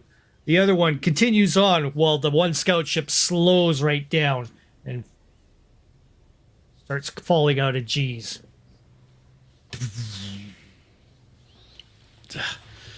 I knew I should have checked that thing more often. Keeping an eye on the one that's losing Delta V, I swing the Ginny May around on an intercept. See what this thing is in. Keeping an eye on the rad counter on the Ginny May. Going to Trent Dorsey. I look at Drac. I say, "Are you injured, sir? No, I'm fine. If you want, we can have like a medical examination on the station's BS. You can The what always now? use. We'll pay for your medical examination if you need to. So maybe it's a good opportunity to take care of some other issues." I'm good. I'm good. I'm an old man. Nothing can harm me. As Well, long as if I'm you in say so. space. If you say so, then you'll excuse me. I have like other pressing matter to attend. Sure. I'm sure we'll see each other again. It seemed to be bound to happen now. And I extend my hand to shake. Take my hand back. I give him a military salute, and then I turn around. I pick up my communicator. I say, "Security desk, Yes, Commander. get ready to arrest the Reptoid ambassador at a moment notice. Be subtle about it, but if I give you the go-ahead, it need to happen quickly. Yes, sir. And patch me through to Atticus." Will do, sir. Bloop, bloop, bloop. And Meanwhile, I yell and I say, Dorsey, I'll come find you if I see any more of these guys in yellow. I'll I let turn you know. around. "Thank you, sir. That's a threat we need to take care of as soon as possible." Genie frisks. I say, I walk up to the. I got my hands up like this, and walking up to the Simians. I'm like, "How's it going? You guys seen Laszlo? Laszlo, you here? Oh, Laszlo looks at you. He's like, Hey, "You can't tell us apart, humans." Not really. You can bring donuts." We got some here. He kind of pulls up the box of donuts, puts it on there. Didn't even get to deliver these today. I'm kind of sad. I feel privileged that I get one of them. Walk up to him and eat it. So you guys know what Nadia Andrew drawing? Think she's supposed to be meeting with y'all, or With us? and by y'all I mean simians. I hope this isn't another moment of blatant racism. They're looking at each other and they're all shrugging. Never heard of that. All right. But Yeah, what's going on? Are we allowed to leave yet? Oh, are you guys being detained here? Oh, well, we're supposed to be stuck here until further notice. The security guards told us. Oh yeah, they got reptilians running around here. They're probably trying to keep you from What? fighting them or something. They look at each other and they're like, their eyes start going wide. And one starts jumping onto the table and starts doing a hoo, hoo, hoo, hoo. And the others are, looking at him going, hoo, hoo. They start. I'm kind of getting into it too. I'm just like jumping up around. Yeah. They're like, start flailing with the food around. They're like, the one guy, reptilians. I hate reptilians. Me too. I pound my chest. Yeah. What should we do? Are we going to go get them? I don't know. They'll probably want you guys to stick around. I mean, my people, I guess. You see a security guard open the door. Calm down in there. Hey, Risks, you don't tell us what are to you calm doing? down. What are you doing out here? I'm like on top of one of the cafeteria tables. I'm like, hey, I step down. Have you guys seen? There's like a Nadia. She's kind of like a mannish looking woman. Nadia Drushin? That's the one. I knew you. Yeah, Yeah, she's with the delegate right now. I need to talk to her. Okay. Show me the way. I walk over towards the door. One of the security guards goes along with you. Slap Over the other to- security on the back and I say, "Brother, how you doing today?" You're not going to give me a carrot, are you? Well, I guess I won't. With that attitude. Fine. I'm just joking. Here's a carrot. All right. Thanks. Thanks, Frisk. Crunches on it. You want a carrot? I don't know your name, but here, give him a carrot. He grabs it, chomps on it as well as you guys head on down. Anvar. I attempt to match the spin and speed velocity of this other scout craft, and at the same time I open that hailing frequency that I just got from Commander Dorsey. I have to get out of the couch and back to my own personal locker, where I pull out my assault rifle and 2 stim packs. One of them I punch in immediately, feeling invigorated. The other is anti-rad, and I slap that on a bandolier on my nav. Commander Dorsey, go ahead. Envar, what's happening? What's the situation now? I attempted to disable both craft. I was only able to somewhat disable one of them. The other one is continuing en route to Mars. They failed to acknowledge any of the hails. I gave them a chance. I swear I did. I didn't just go trigger happy. You got any other weapon in that ship of yours? Oh yes, I wasn't going to give up my trusty ACR, but that's the only weapon I had on this ship. I just have handheld weapons now. I'm going to attempt to board this one that I've disabled and try to find out what they're doing. Maybe you can then try to pilot that ship. I can give Go it a after the shot. other one. It's a little bigger than what I'm used to, but Anvar, I could always try. You're gonna be hailed as a hero or a pariah after that. I won't be able to help you. I'm probably going to take so many rads that I won't last long. Godspeed, my friend. All right, Commander. Out. I cut the link, grab the ACR and an extra mag, slap the extra mag into my bandolier, little pocket in front of my vac suit. Check and see how close I am to the scout ship before I try to board. Yep. Closing in, showing 100 meters and closing. Okay. When I'm about 20 meters away, I spin so that the Ginny May's port is in line with the port I can see on the scout ship. I pressurize the Ginny May's cabin and then rapid depressurization of the cabin to propel me towards the scout ship. Vac suit. I do have a vac suit. Okay. A 7. Very good. In the meantime, Draco Man. So I make it to this fast food joint. It's like a food court. There's just starting to open, and I order a sandwich and a drink, and I bump into this woman behind me, and I'm like, "Excuse me," and I look at her, and she says she says back in a metallic voice, "Can I help you?" And I was like, "Oh, you're a fembot." And I look at her feet, and sure enough, her feet don't touch the floor. She's using grab skates. And I say to her, I worked on grab skates for a time. Never thought what they'd be used for. And the fembot lady, she's just annoyed as hell. So I just, I'm like, okay.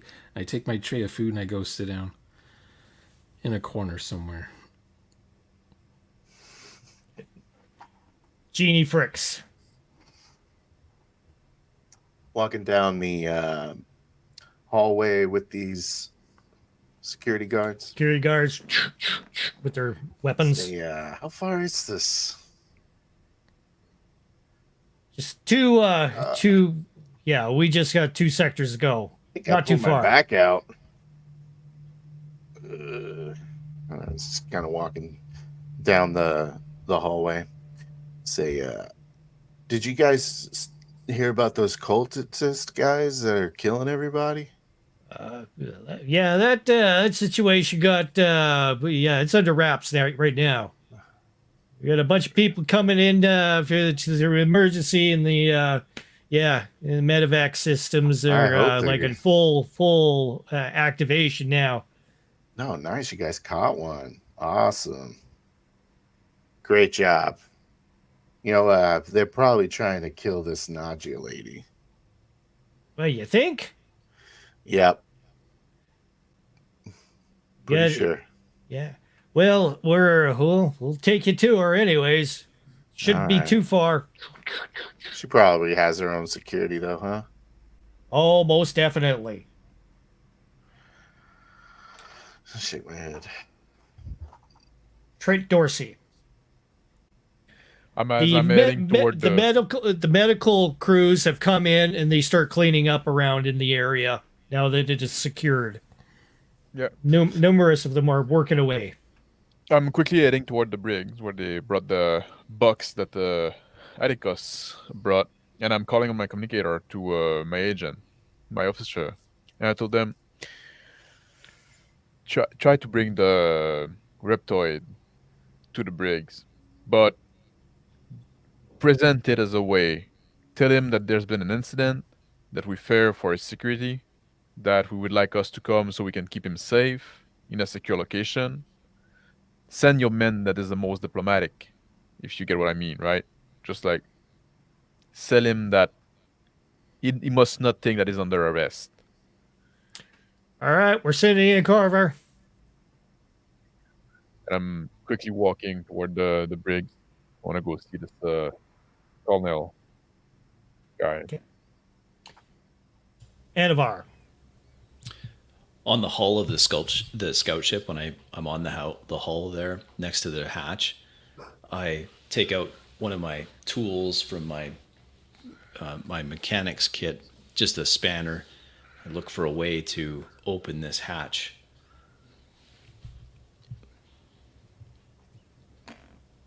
Looks to be a little conduit. Punch buttons. Okay, here we go. Using my skill in I take the spanner, and instead of trying to loosen things up, I just short it out. Get the electronics there. I put the spanner on it. The many times that I've been shocked Wires by this in there thing. are shorted already. Ah, well, maybe.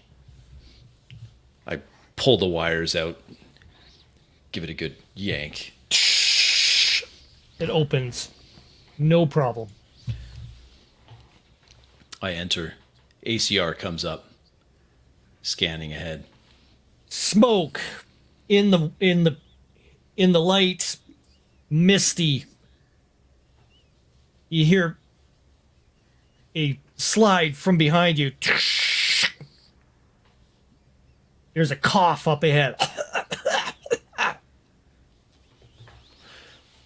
I move carefully, my Navy training kicking in, ACR at the ready, vac suit still sealed.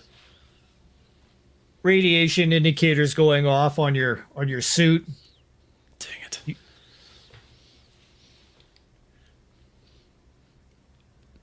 I pull Smoke. I pull the anti-rad stim, jam it into the stim port on my left forearm. Thank goodness I got another one of these on the ship. Still not be enough. I approach the coughing sounds, ACR leveled at the sound. On the floor, you see a figure laying down, reaching out, trying to maneuver its helmet back on, but unsuccessful. It drops it. His face moves up and looks at you. his simian features. Simians. I put one round into his brain pan. Pack. He goes down. Then swing towards the bridge, or where I think the bridge is, making my way there. Bridge door is open. Enter the bridge, looking for survivors. Nothing. Cockpit empty. Oh boy. I sit down at the console, looking at what little I know about ships this size, unfamiliar to me, though I have been on the Warlord's ships before. An odd array of displays in front of you. One showing a locking directly towards Cydonia Prime. Seeing that, I run out of the ship to get to the open airlock, and then communicate through my vac suit to the Ginny May, trying with some static because of the radiation on this ship to communicate to Commander Dorsey what I found. It's a simian attack. It's a false flag attack. They're going to try to take out the city on Mars, or one of the cities on Mars, the capital city on Mars, and they're going to make it look like it's the Reptoids, but it's the simians that are involved. Dracoman. So while I'm eating my sandwich, I notice there's dried blood behind my ear. So I must have got hit when that canister exploded. But it seems okay. It's dry. And I'm watching the fembot. She's at the front of the line. She's getting her order. And I noticed they're putting her stuff in a different container. I guess she's a delivery or something, so she has to have it in a container. And then she goes zooming by. Her feet just don't touch the ground. So I'm thinking, oh, that's what they're using the grav skates for. And I get up, and I'm just enjoying my filet-o-fish. Apparently, that's what I'm eating. It was hard to tell what it was at first. So that's what I'm doing. This person sits right beside you. Ba-dump. She looks at you and she goes, "Are you ready to buy me that coffee?" It's the woman that you met off the shuttle. Sure. What would you like? I'm looking at my bank account. It's got like, I don't know, 500 million credits or something in there. And I'm like being a miser. I'm like worried about how much this coffee might cost me. She goes, "Oh, don't worry, I'll get it for you." She goes ahead and gets up, goes off to go grab a couple cups of coffee. Oh wow. This is the way. This is he's all happy. He didn't often have people volunteering to pay for stuff for him. He's not even used to companionship. He's just a loner, you know. And off to Ginny Fricks.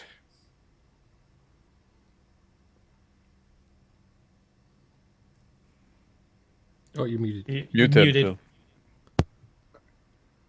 Walking with these guards, I start like rub my chest. Don't feel right. So you guys will tell Nadja that she's gonna get killed, right? Yes, definitely. What do you have anything that'll any kind of evidence of something that's going on? I just look at him and I stare at him for. I just stop in my tracks. I just stare at him for a time, and I use the last bit of strength of my mind to implant a suggestion into his mind. He needs to tell her that she's going to die.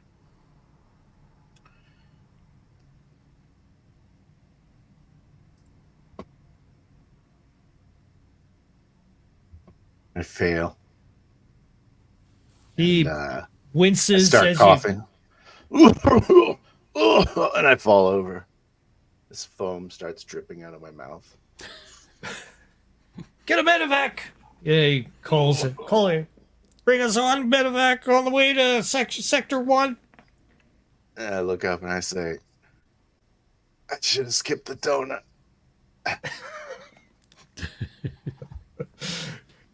Trent Dorsey. I'm making my way to the Briggs. As I arrive there, I salute the men there. I said the box that from the Atticus room came in. It is here, sir. Put it in the cell. I'll go there, and I go to the armory and I grab a ACR rifle, and I go in the where they put the box. Box sitting in front on your office, facing outwards, the frozen face of Cornell. Cornell inside.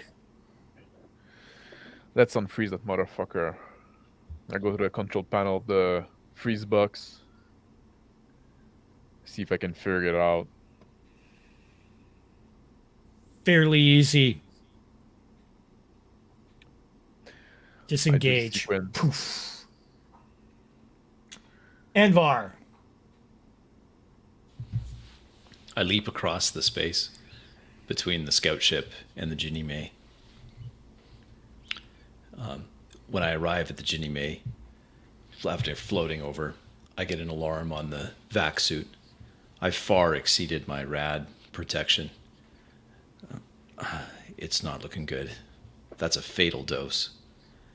I get into the Ginny May, over to the locker, get another anti-rad stim, jab it into my arm knowing it's still not going to be enough. I sit down, just kind of a sigh of resignation.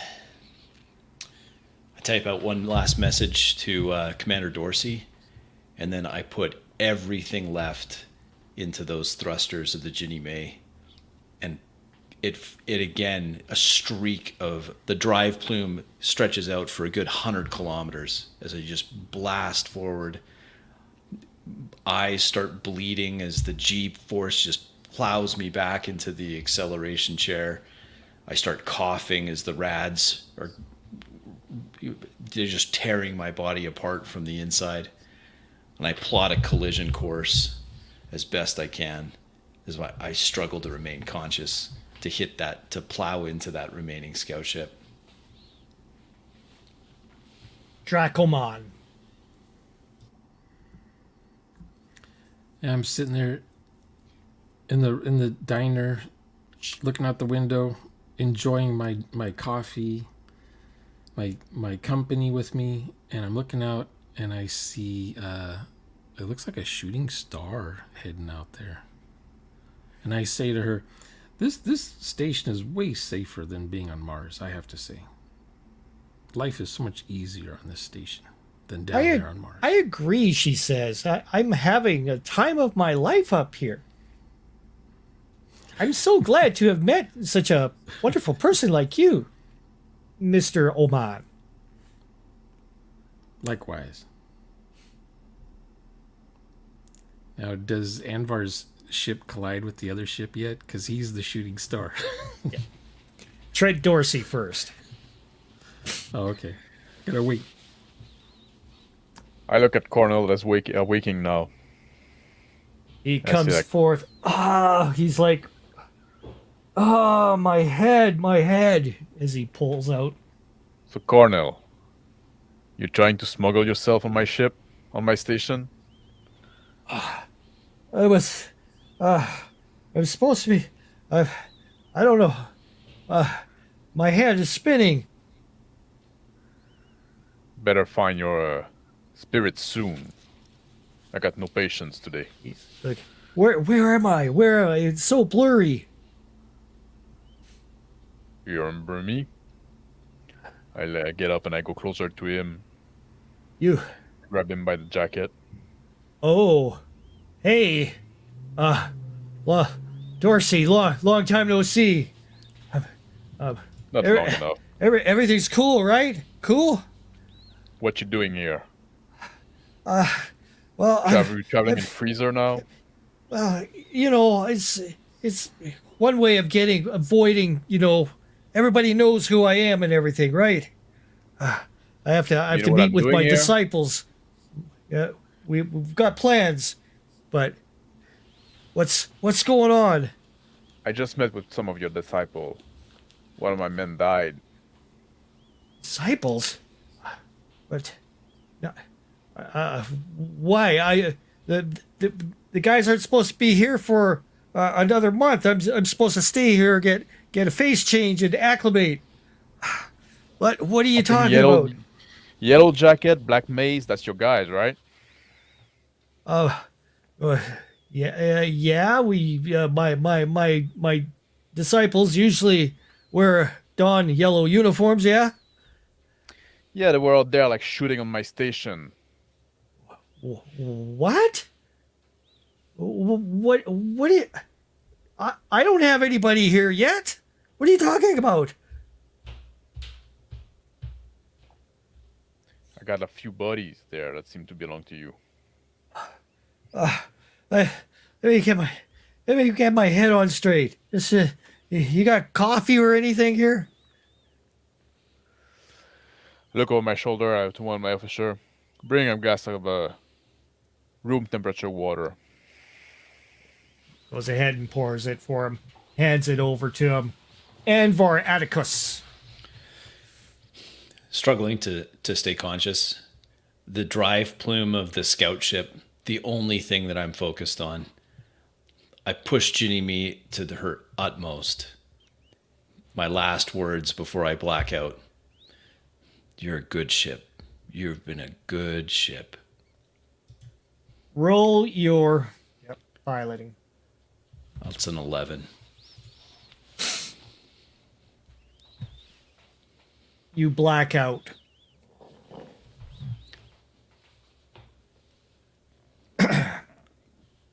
Back to Dracoman. Yeah, I heard all big heads today. I'm just enjoying the view, relaxing. I don't hear any more gunshots. I'm not stressing out about hull breaches or anything for the moment. The woman beside you says, "Oh, look at that." Outside, you see a bright burst. Strange green and blue emission starts billowing out in the distance. That's mighty pretty out there. Wonder what that is. One of them nebulae. She goes, "It looks beautiful. Could it be falling stars? I heard if you kiss underneath a falling star, you get your wish." I have not heard that. I have not heard that one. You must be mistaken. Off to Trent Dorsey. I look at my officer. I say, keep an eye on the Cornell, and I leave this cell where he is, and I go to where they brought the Riptoid. The Reptoid is annoyed. What is going on? I was going to have such a good time, fun time. And his security around him is just like, Security put this man under arrest. the Sir. security off. We have seen Reptoid ship heading out to Mars with military grade warhead material. Unfortunately, we have to keep you here until we can figure out what's happening. This is seems to be- nonsense. This is nonsense. I'm sure there's no reason to get alarmed, but until we can get confirmation, I have men investigating the situation. We have to get you there. Please, sorry for this inconvenience. He shakes his head. He looks very annoyed at you. Just goes on all fours, and he's just moving around back and forth. Sir, you have a communications broadcast that has been sent to you, been decrypted. It has suffered a lot of deformation on the message. Where's it from? It's from Atticus. Oh, yeah. Pass it through. Comes up little message showing that he has found Simeon on board. One Simeon. Simeon? On Reptoid ship? Are they trying to pass off as a...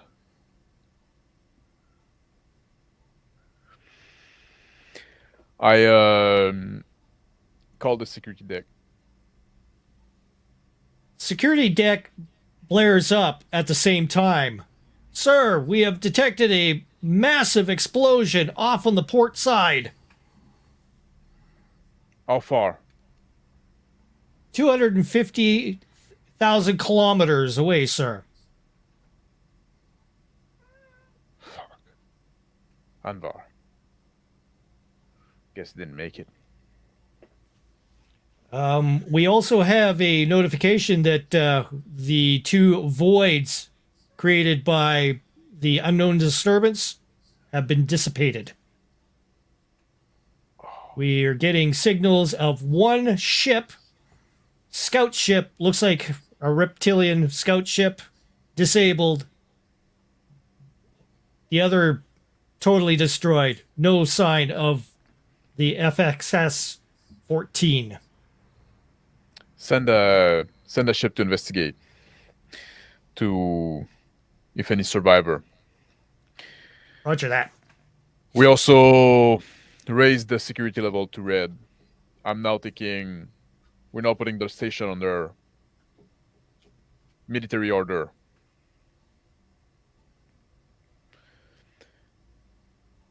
Pass me through the commander of the station. Commander lifts up. Yes, what's going on there, Dorsey? Commander, this is Commander Dorsey. We have a lot going on. Shootout from Cult in the alley. Reptoid ship heading with the warhead toward Mars that we intercepted. While the ambassador is here, there seems to be like simian involvement. We're putting the station under military control. I'm sorry, sir. Well, that is your advice. I guess we will go for that. Everything under control otherwise. We'll regain control soon with those extra measures. Civilian life might be affected, but security is going to be restored. Roger that. Alrighty, yeah, go ahead as planned. I'll get dressed and get ready. What a party last night it was like last night. That was crazy. All right. Out. Yep, I got the computer. I sip the last of my coffee, and I say to myself, "This is odd. I normally die in these one shots."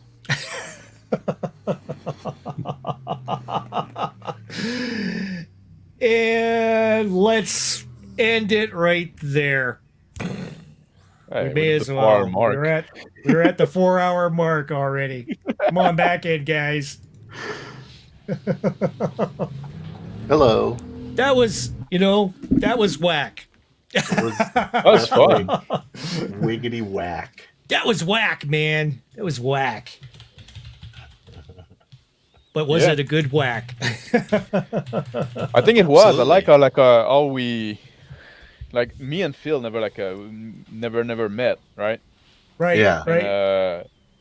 But I think it was interesting, and like all section was interesting, and all those quest section and stuff like that. There was always stuff happening. A lot happening, though. It was like Some of Pulp it has not Fiction. been a result. Yeah. It was like Pulp Fiction. Yeah, different Yeah. things going on. How did you guys feel about the spread between the players having 4 players instead of just the regular 3.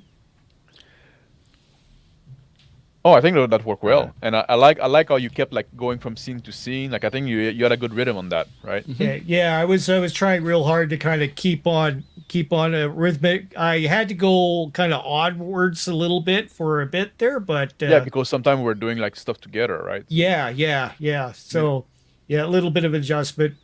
So not bad for I barely had any kind of notes. The only thing I had was some stuff about the Mid-Journey art. different NPC characters involved. You know, Cornell, all of them, Commander. A lot of it was made up along the way. You know, you guys bringing in the other characters as you came along and introducing them. So it was a lot. It was a fair bit of guesswork for me to see where you were going with some of the characters. That's for sure. So I thought it was very interesting because like all Was the it cl- character like sorry, go ahead. Feel like No, I I'm said a lot. sorry. You go. I see like all the character like at their goal and the idea and the place they were going for and all different, right? And then we like just crisscross and I think it was funny. I think it was like a I don't know. I think there was a I lot didn't there know- to. I didn't know what my character was gonna be, but then I thought, I see this guy all the time at, strip malls, going through dumpsters. He's the homeless guy, so I'm gonna be a homeless guy in this thing. A homeless billionaire. Oh, yeah, used- exactly. Oh, I messed up. He doesn't have. I don't know why I threw in the money thing. He owes funny. me. Because it was awesome. Yeah. He's in debt. I think. I don't think he has any cash. But he used to be somebody on the station long time Yeah. ago. No, I thought like the lot of money thing was kind of like a nice twist there at the end, like just like this weird Yeah. thing that like is just like fucking loaded for some reason, but you live like a bum, right? Well, my lizard brain said, "Oh, this is going to go on next week, so this will be the new thing for next week." But then I'm thinking, no, this is a one shot. Yeah. I was 'Cause that- gauging for the one shot. After 3 hours, my characters start to do other things. They start to go off on their own. Yeah. Was it clear that I died to the Simeon's donut? Yeah, I got Frothing at that. the mouth. Like, with the like, Yeah. and did you just fucking made that up or just like Well, what as did soon I- as he said the Simeons are behind it, I'm like, oh, I just ate that dude's donut. Oh, I see. I'm probably dead. And I was like, yep, I'm dead. Nice. Yeah. I see. So Because- the spoiler is the Simeons were behind it, trying to do a false flag kind of thing, obviously. Yeah. So Oh, Because they must have been the ones that put a hit on me, right? now that is a little bit of a different story that's happening. Yes. Oh, okay. Yes. Yeah. Well, I So, just yeah. decided they were the ones. So Yeah. they killed me. But yeah, like- you're very, very close though, for sure. I was kind of like a late addition to this game. Like I wasn't supposed to be on, but like then somebody else like desisted and said, you know what, I'll take his place, right? And I'm glad I did because that was a lot of fun. But very interesting, I found. But I'm curious about how much you knew about your character, their motivation, who they were beforehand. Because like I came in like and I just like made it up. Like I knew he was like a military guy, like very strict and stuff like that. But Oh, seriously, all the rest of you guys were all created at the same time. So you Already? came in. Yep. Everybody made the characters over the basically just before the weekend, and I just ended up, adding, just little touches here and there, who you knew, that sort of thing. Tied everybody together. I ended up doing a little sheet on each of you. Not much. It just has all your. It's kind of. Show you here. Here's Mr. Max here. yeah. If I can. I thought that was like an epic 4D session. Like I think like everybody like added some stuff and stuff like that, and Oh, it yeah, was like crazy. Yeah. a lot of things was like Phil- being created, and the story was fucking coming Phil out. was adding NPCs like Yeah. every other sentence. Well, apparently I run a cult. So. So yes, That was yes, fucking he runs a interesting. cult. Yeah. So how many NPCs were in this game? Like I over invented 12, 5 15? at least. So were you like, were you gonna kind of bad guy feel? I mean, I was the good cult, right? I don't know. If you were to go ahead and put cult against cult. Yeah, you were the good cult. The Yeah, other I wasn't other the cult was a ones- doomsday cult. I wasn't the ones shooting up this promenade, except we were also shooting up the promenade. Yeah. I thought the game was tomorrow night. So I'm thinking, I have all day today to just go through the backstories of all the things and I'm like, Yeah. Phil says, no, it's like you only have like 3 hours or something. Like, what? So I had to cram. Try to come up real quick for a character. What about you, Cool. Crispy? How you came about with your character and his motivation and stuff like that? What did you get from? Yeah, so we just did it quick, Rick, because we didn't have a lot of time. We did it in about Yes. 15 minutes. I was looking at, like, as Rick said, okay, you're going to have a small craft, because that's what my career had gone that way. And so I thought, okay, small craft, belter, maybe I'm just smuggling things around. And then I just kind of went with that. I was a smuggler, but I had a Navy background too. So then I thought about 2 hours in or so, I'm like, maybe I know Dorsey. Maybe we have because he seems like a military man. Maybe we served together or something. Yeah, I was So- Navy as well, and I was like, Yeah. I was doing like those for the Star Marine stuff, so which fitted Yeah. with what you did at the end there. Yeah. Yeah. Yep. Yeah. So that was all like, I had Cornell was one of my contacts in the Doomsday Cult. That's what put me surprised was you throwing Cornell into. I threw him into the hold. I was like, Into the hold. I wasn't sure how much, but I was like, you know what? Everyone seems to be okay with just inventing these things. So I'm like, you know what? I'm going to put Cornell in the hold in the cold storage. that took me by surprise, but I thought that was a good touch. I thought that was pretty hilarious. I'm like, okay, we're going with that. Sounds Yeah, good. that's interesting too, because like I think all of us like made stuff like pretty much on the fly. Rick as Oh, a yeah. GM, like how much? Yeah, I was trying to see how much I could get away without with as least interference as possible. Yeah. I You had, like almost 4 or wanted 5 to. locations, right? Yeah. There was only really 3 locations that were basically like So I was actual think- road. I was thinking maybe I'll be on Earth when the game starts, but then I'm thinking, then half the Think you, like, session's going to be yeah. me on my way to It took somewhere. me like Yeah, an hour to yeah. get to the station. I was So I didn't know where almost everyone else would be. I almost wanted to drive. I didn't know if I should have done it, but I wanted to. Where I was gonna decide that the Black Hole Sun guys were bringing black hole weapons on board, and Oh. I wanted to like invent You a wanna kill plot everybody. line. I Something wanted to invent further, a plot eh? line where we were able to repair the timeline, but I didn't know how that would work. Oh, Especially that's- since I don't that's have cool. any like. Well, Yeah. that was the question of what the That weapons much were science. that the Simians had on board. So Yeah, you know, At some point, I was trying to bring us all I together, never went there. Mm-hmm. but then that never happened. No. Like when I was like with the anomaly, like I just like, you know what? There's a lot of like a push and plot going on already. What if we just ignore that and let Mars deal with it? Because I wanted to have like a Anvar with me, and but then he wanted to go there, so all right, you go then. What Was else? Genie ridiculous or was he good? Very I thought good. it was good. He No, it was lucky- great. Very good. Phil. Lucky on those Oh, thanks. psionic rolls. That's Yeah. for sure. No, I got like +6 on him. It's pretty Holy awesome. smokes! Wow. yeah, he's Oh, wow. he's got good psionics. He was like Or it's like +4. Yeah. So, Crispy, describe your ship again. It sounded like a World War II bomber, Yeah, but then it's in space. it's in space. We had passed, Rick and I had passed amongst ourselves some different pictures, and so I was kind of going with the first one, Rick. That's what I was. Oh, I see. Yeah, I was- pictures. so So, so it yeah. So the looks ship had yeah. some work done to it. Then. Yeah, so it was just a surplus ship, kind of held together by my meager Yeah. mechanic skills, and Your quirky ship. it's my quirky ship and my girlfriend at the same time. Yeah. So Man, I didn't even get to use half of the never saw that. pictures in here because there could have been encounters with Walton here, which is the Walton. conspiracy theorist. There's Nadja Nadja. herself, She's so masculine looking. No, that's the guy that with the big mustache. No. I like the Yeah, art this style. was the guy with the mustache. I really I like the art confused style it. of this. This is cool. So Yeah. what was the art style? Was the art style kind of like a That's cool. hand drawn or something? This one looks It's painted.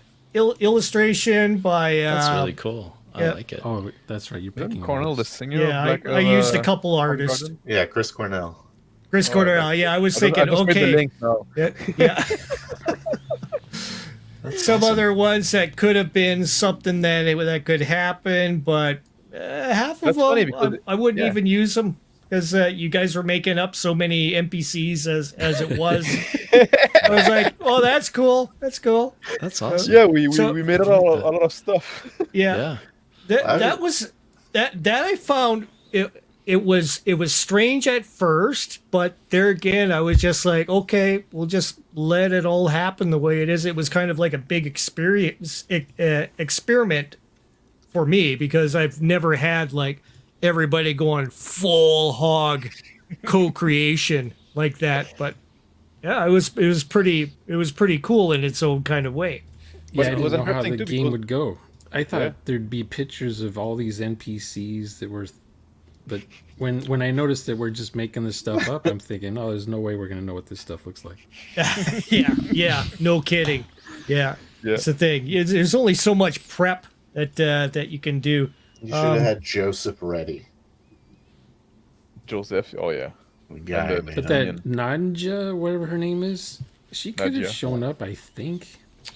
Yeah, Well, I could if I have. didn't die. I could have introduced her in if there was like people at the contingent like that was going on.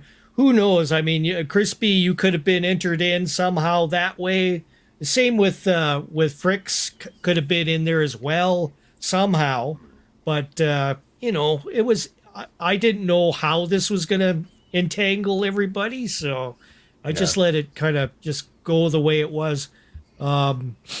Everyone kept saying to me, "Hey, you're a drug dealer with psychic powers." And I'm like, "What are you talking about? Yeah, I gotta go now." I know. And I was like, wait, Bye. he's not my contact. Who's my contact?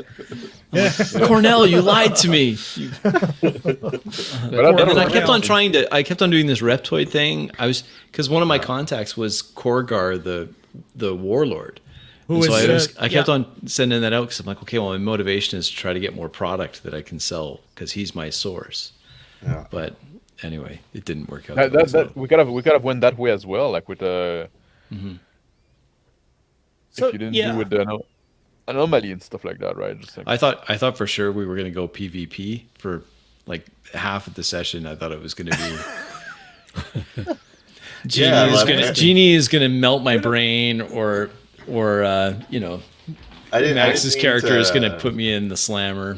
I didn't mean to put a hit on you, but I was. That was cool when Jeannie passed the test and you started saying what you're thinking out loud, kind of thing. Yeah. For him to know. That was cool. Yeah, Yeah. that worked.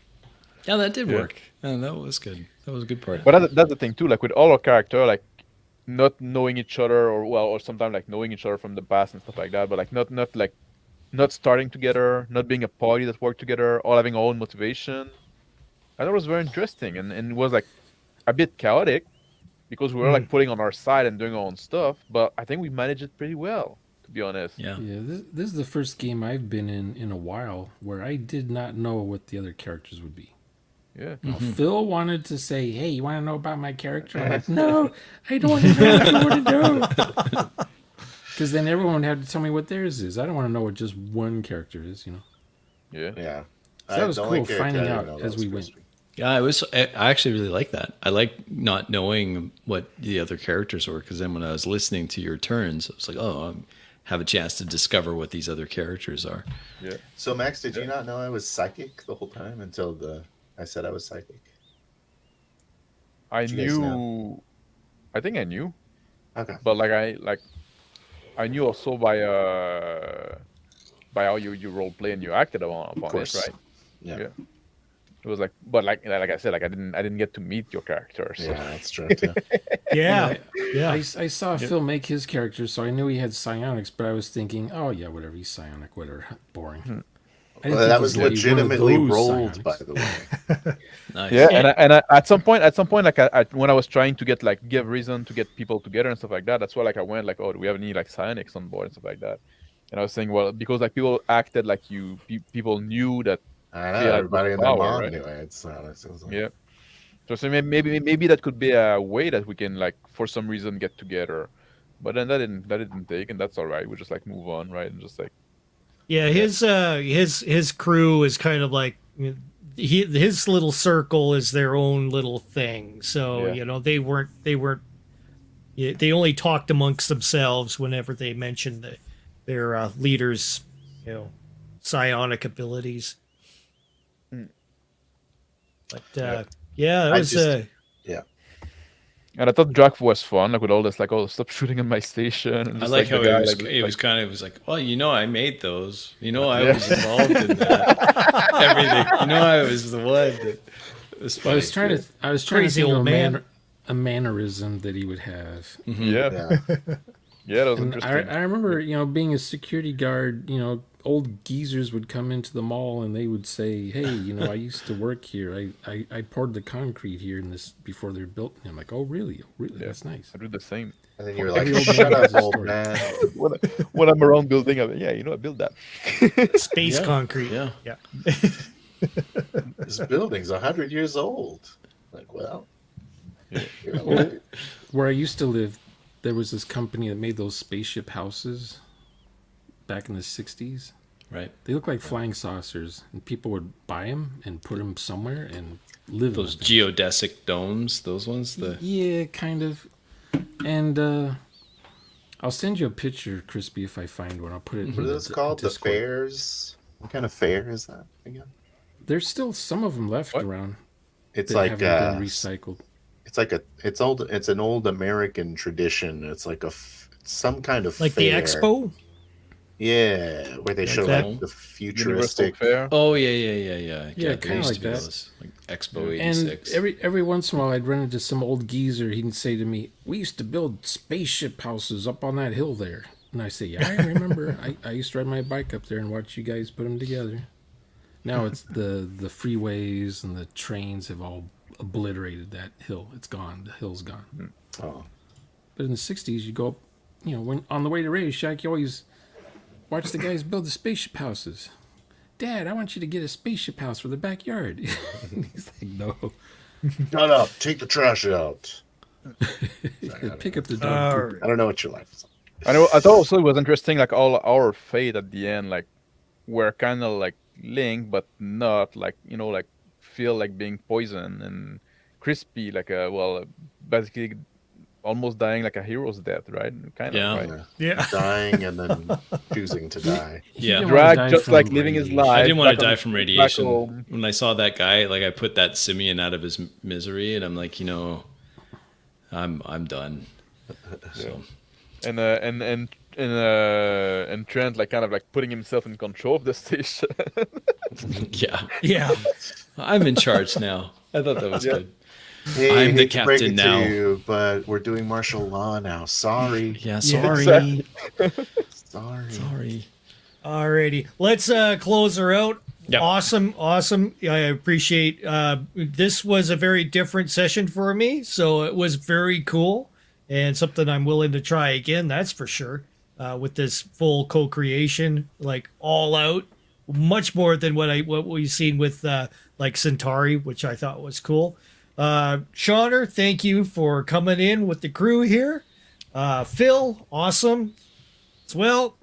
Mr. Max, Crispy, appreciate you guys coming on board on this wonderful experiment that we're doing with 4D.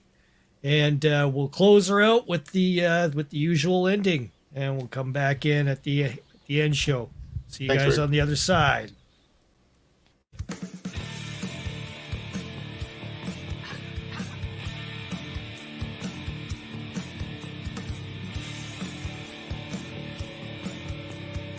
Alright, if you've made it this far in the video and you feel like you want to go ahead and punch that subscribe button, we're learning stuff, I'm learning stuff, let's all learn together. Subscribe. Subscribe now. Subscribe to 28mm RPG. Subscribe to Big Bad RPG. And subscribe to Table Runner 3. Thanks for joining us. Keep an eye out for our next upload. We'll look forward to having you on the next one. Bye.